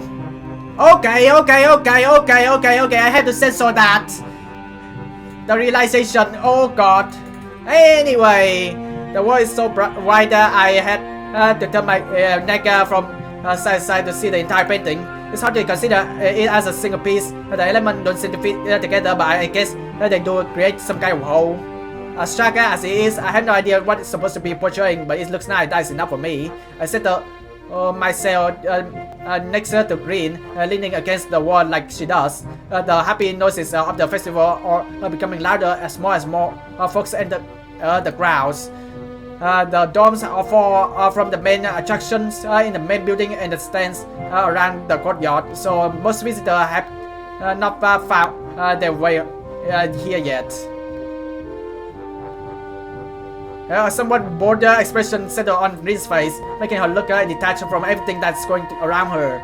She's being awfully quiet. I wonder if she's in pain. So what did the art people say about your mural? My question wakes Rin from her daydreaming. She lazily turns her face towards me. I'm not sure. I think they like it. Maybe they did. What about you? Are you happy with the mural? Because I kind of participated. It'd be terrible if you were unhappy. Rin tilts her head, biting her lower lips. I think it come out decently. It's not bad, but it's not good either. It's just is. I guess I'm alright with being empty-minded. Can I ask something else? What does the painting really portray? I thought about it yesterday when you said that it doesn't portray anything. But that's a logical fallacy, isn't it? You can make something out of nothing, not even art. Rin froze and turns her head back toward the clouds. I don't know, I'm not really good at explaining things. It's just a mural, there's nothing special about it, I said already. She sounds annoyed at my inquiries. I didn't know what I paint, so I decided to paint just a mural. It's a mural that portrays a mural. No, wait. I just thought a better way to say it. It should portray itself. So its muralness is at the maximum, at least as far as I can do. So you think it has a meaning? I think that's the same as this one has. That makes no sense. Meaning I feel the corner of my mouth turning upwards into a smile that's just a tiny bit bothers. I never understood art in the deepest meaning of the words. And I'm not gonna lie, I know the illustrators are gonna be unhappy about me censor the art, but blames social medias, I guess. I don't own the social media, so what can I do? I get the basic how art is supposed to be only for means of changing ideas and thoughts. However, I never learned how I should interpret a piece of art to somehow define what an artist intends to say through it. I know it's not my special skills, but somehow my brains never can connect art with anything else that I can see. Or I see its mural. I can admire the technical skills even after, or even I know the difference between bad art and mediocre art and good art. But that's far as I can go, so don't ask me about meeting Rin. Her reply sure makes me reluctant to ask her about it any further either. So what are you doing when you get on your feet? Nothing. Nothing. But there's a festival. Don't you want to go and have some fun? I'm fine like this. You don't like socializing much, do you? I think I'm arguing more for her than for myself at this point. But it's not that I'm particularly thrilled about the festival either. Just a bit curious to see what it's like, and that's about it. Her answer is unsurprising. No, I don't. I guess me neither in the end. You should go if you want to. I know, but I can keep you company. I'm not used to all this just yet, so it's okay. Take it easy. I can leave though if you want to be alone. I like it if you're here. We circle around each other with words, but eventually end up somewhere. Her saying that makes me feel only happy, so I stay. Her presence is something I like too. The odd, warm aura of serenity that she seems to emanate makes it comfortable to be silent. I really like that. We watch people walk by, the two of us silence, everyone else chattering happily among themselves. Students are leading their families to the dorms to show their rooms. They pass us and the mural, maybe glance at it once or twice. I pay less attention to them and more to my companions, trying to figure my way past her cryptic, unreadable wall of her face. Green eyes flicker restlessly from one person to another as they walk by. Is she waiting for people to stop at the mural, maybe secretly hoping someone would comment on it? I don't think anyone would assume she was the artist. We're just sitting here like a pair of hobos. After all, she doesn't even have hands. I wonder if is there even in Rin styles to fish for compliment. She seems to aloof. More people walk by, and some of them pointing their finger at the murals, exchanging words that cannot make out. Someone drops a snow cone on his shoes, too bad for him. Everyone seems to like it. I suggest it tentatively, throwing a topic in the stale summer air separate us. Rin doesn't answer right away, but by now I'm mostly used to her occasional slowness when she must talk. It's like she takes great care picking her words, which is really unbelievable when you consider the trouble that comes to her out on her mouth. I wanted to make it so that you can just look at it without thinking, but then I realized that it doesn't make any sense, so it becomes something like a mix of this or that. From far away, it looks like someone vomiting a butterfly on the wall, which is exactly what that obnoxious person didn't want. Is that word? What word? That. What is the word for more than one butterfly? Butterflies? No, like a herd, or a school, or a heap. Or I don't know, a flock maybe? Maybe people like butterfly vomit. Rin looks at the mural, looking surprisingly unhappy. The middles could be better. Usually I like in between, but this was a pain in my butt. Not literally, of course. Then again, I did get that too. I guess it was literally after all. Don't be so critical about yourself. Don't be so critical of yourself. She looked at me funnily, but shut up. About this point, I started thinking I should really have to leave and do something more constructive with my Sunday. This is a pinnacle of social failures. A whole free day and a festival right outside my doorstep. And what do? Sit here with Rin, two bystanders with nothing to do except to think what a pity it is just to be just bystanders. Even realizing how pitiful it is, I don't do anything. I don't stand up and take off for a day of fun. Shuffle. Fidgets. Shuffle. Why dialogue is in the middle of the screen now? Rin is shuffling about restlessly, constantly swinging one leg over the other knees and then back again. She has a very irritated look on her face. Is something wrong? Yes, no, yes. She suddenly hops up on her feet. It's surprising. I thought that she was still rendered immobile, but apparently that's not the case. I had to go find Amy or someone. I need to have some help with something. I can help you. No, it's okay. One of us has to stay here in case something happens. Don't be ridiculous. Nothing even remotely interesting has happened since I came here except that one guy who dropped a snow cone on his foot. Let me help you since I'm bored. So what is it? Rin's lips flatten tightly against each other into an almost perfectly horizontal line. She closes her eyes and draws a deep breath. When she opens her eyelid, the frighteningly stone looks in her dark eyes takes me aback. It's like you might not want to hear this, or maybe you do. I don't know, but it doesn't matter. But if it did, you are not leaving me any choice. I'm having my period, and I need some help regarding that. However, I do not feel that our relationship is yet on the level where I could allow you to put my underwear down in the girls' toilet, even if you offer to. That's why you should stay here while I go and look for Amy. As blood rushes to my cheeks like the rising tide, my brain tried to desperately search for an answer, but the only thing I can think of is how that was the most coherent thing I have heard coming out of Rin's mouth during these 4 days I've known her. Yes. Not wanting to meet Rin's eyes, I turned my face aside, pretending I'm looking at someone's parents. From the corner of my eyes, I see Rin turning on her heels and walking off without her further ado. I feel like going to hide under some rock. I wonder how long Rin will be gone, or if she will return at all. Oh god. She does return eventually, appearing seemingly out nowhere and sink back to where she was next to my place. I'm back. She said flatly like my blunder never happened. I prefer to forget the whole matter as well, so I keep quiet. Okay, who's behind you? The time passes and stands still. The sun gleams from high above the main building. It hits me directly in the eye, but I just squint instead of moving. In a bit, it becomes painful to keep my eyes open just a while, and my temples start aching. Oh wait, I think it's her shadows. No way, that is so cool. That is actually her shadows working. My head hurts. I think this day gives me a headache. Can you believe it? Are you hungry? How is that related to headache?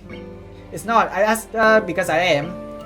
Her oblivious seriousness melts my irritations with its ridiculousness, and I find the corner of my mouth turning slightly upward again. You know what? So am I. I could get some food for us. What do you want, my cheat? Doesn't matter. Returning with the food, I give one portion to Rin, taking the other for myself, and we digging without words. Rin looks upward, fork hanging out the corners of her mouth. Well, clouds. I always thought they were tossed up the sky or something like that, because you can't touch them. You thought like that when you were a kid? No, last week. Maybe because sometimes my thoughts feels like clouds, fluffy and white and slow. Like the sky was in my mind, like my mind was in the sky. The sky of your mind? Close your eyes and think of the sky. You won't be able to think of anything else to stop. I try, it works, magic. Opening my eyes, I see Rin staring me with her eyes.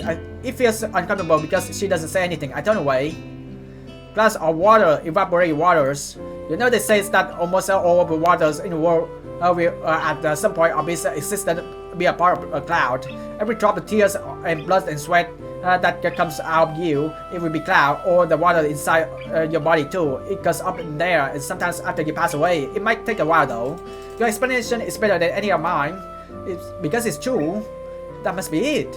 I carry on eating the food before it goes. The wall offers a bit of place shade as the sun revolves around the dome of the sky. But the afternoon is already slowly making way for the evening, so our lunch becomes more of the dinners, or whatever the word is for an irregular meal like this. Despite what I decide to call it, it certainly hits the spot. I haven't eaten a bit since forever. My appetite failed. I lay out satisfied sigh. Rin hasn't eaten all of her, but seems to be done with her food as well. I lean back, taking in the atmosphere. The crowd has thinned already, but the activity are still going. Everyone seems to be enjoying themselves, and why not? It's warm, a kind of perfect summer day when it's hot but not too hot for comfort. The sun will set soon. Time really has flown by. We've been sitting here for 6 hours. Yes, we have. Do you want to do something else now? No, not really. Me neither. She adjusts her position, leaned against the wall, and I follow her lead, relaxing my own body. For minutes on end, we sit there without saying a word. I'm trying to feel Rin's mood from her demeanor, the tensions of her muscles, the tiny expression fleeting on her face is no use. She unreadable as always. The crowd sways to and fro, people happily chattering with each other. Very few people pay attention to the mural, and even less to us. I fiddle with a few odd pebbles absentmindedly. The act of doing something just for the sake of doing something, the pinnacle of idleness. Inch by inch, the sun creeps lower and lower towards the tree line, changing the colors of the skies close to the horizon from the golden yellow to orange and red as the moments of sunset draw near. I feel like my stomach is filled with lead over eating so heavily, but the brick walls feel surprisingly comfortable against my back. I try to fight against the drowsy feeling that is overwhelming me to no avail.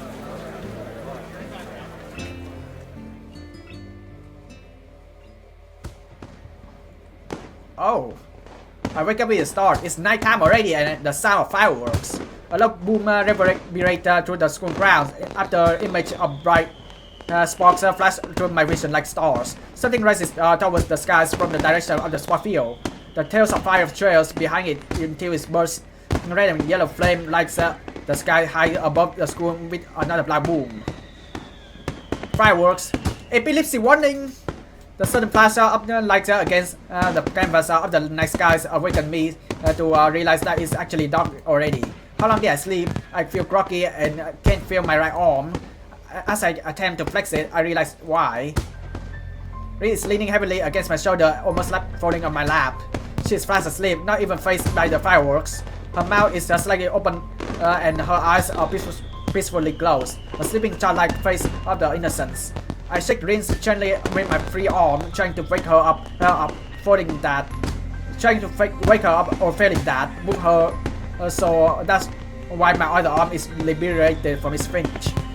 Rin's face twitches and her eyelids shut tighter as if to resist against waking up.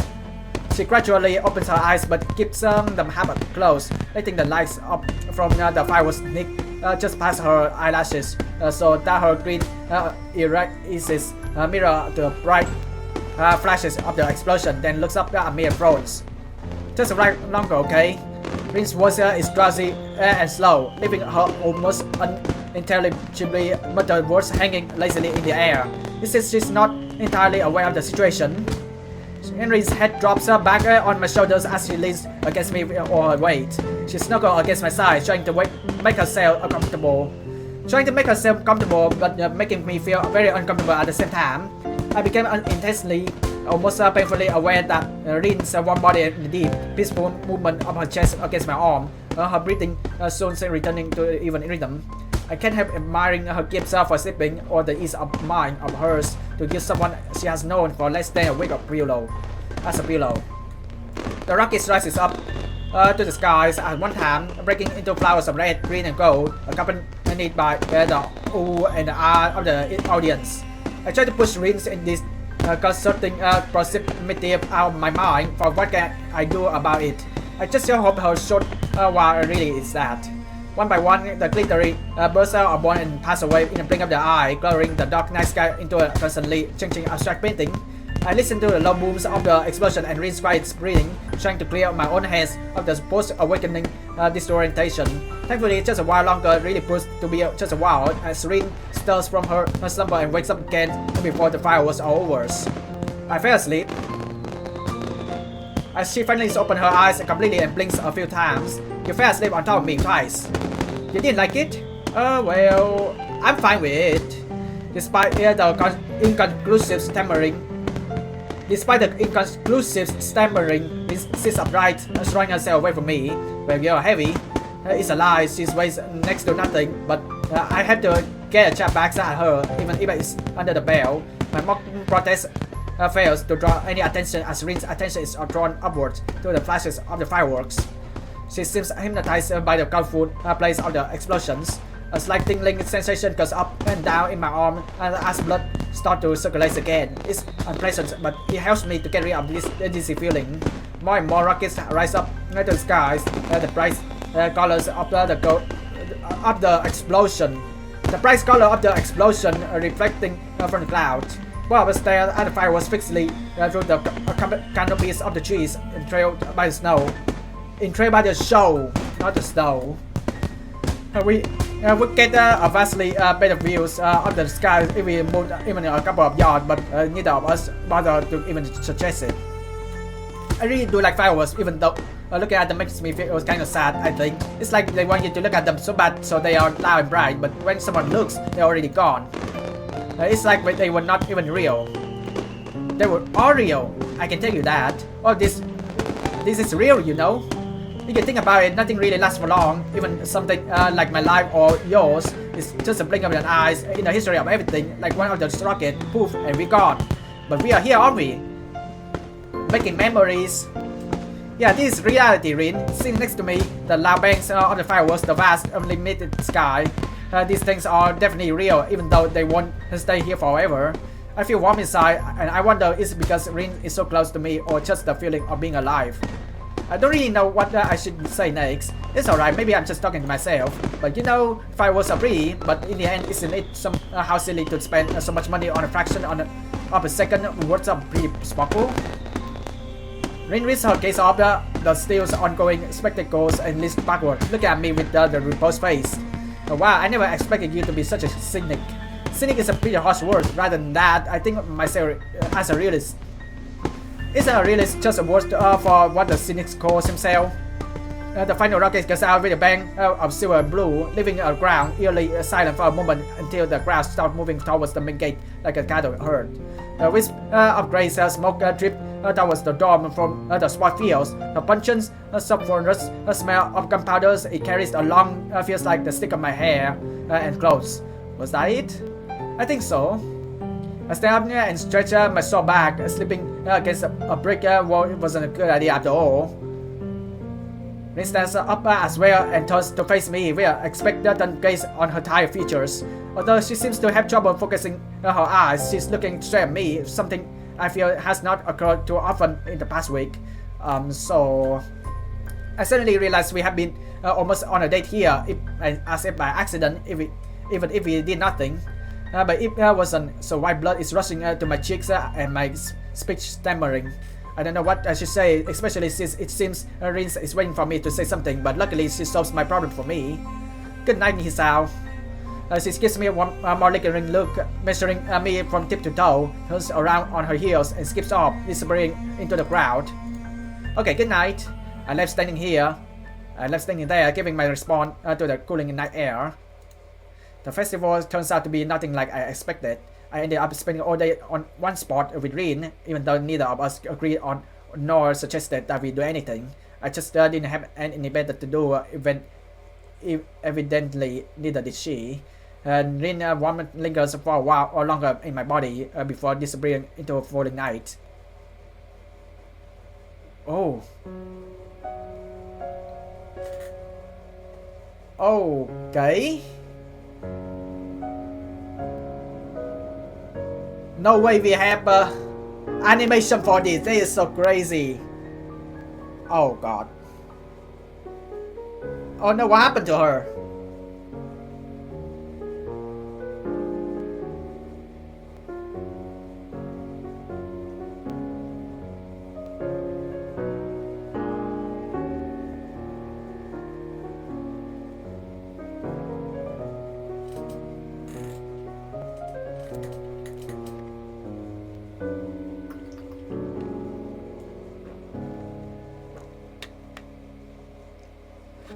Oh, we Act 2 now. Disconnect. I guess it's Rin routes. Finish Rin Act 1. Okay. I'm gonna end this here. I guess that I follow Rin routes now. I'm not gonna lie. The animation for Act 1, Act 2, they are very good. And I really like the sound effects of the background. Keep going, the sound of the crowd, the sound of the cricket, the sound of the wind blows in the visual novels.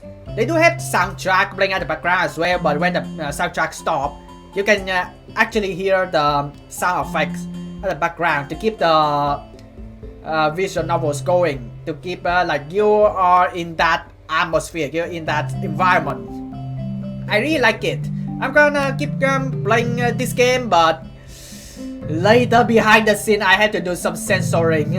So let me know in the comments down below what do you think about the games, and For the illustrator who make art for the graffiti, I'm very sorry. I really have to censor this because we are living in the era of social media AI right now, and yeah. If you enjoyed this video, give this video a like, and if you're new to this channel, don't forget to subscribe if you haven't already, and I will see you in the next video. Bye!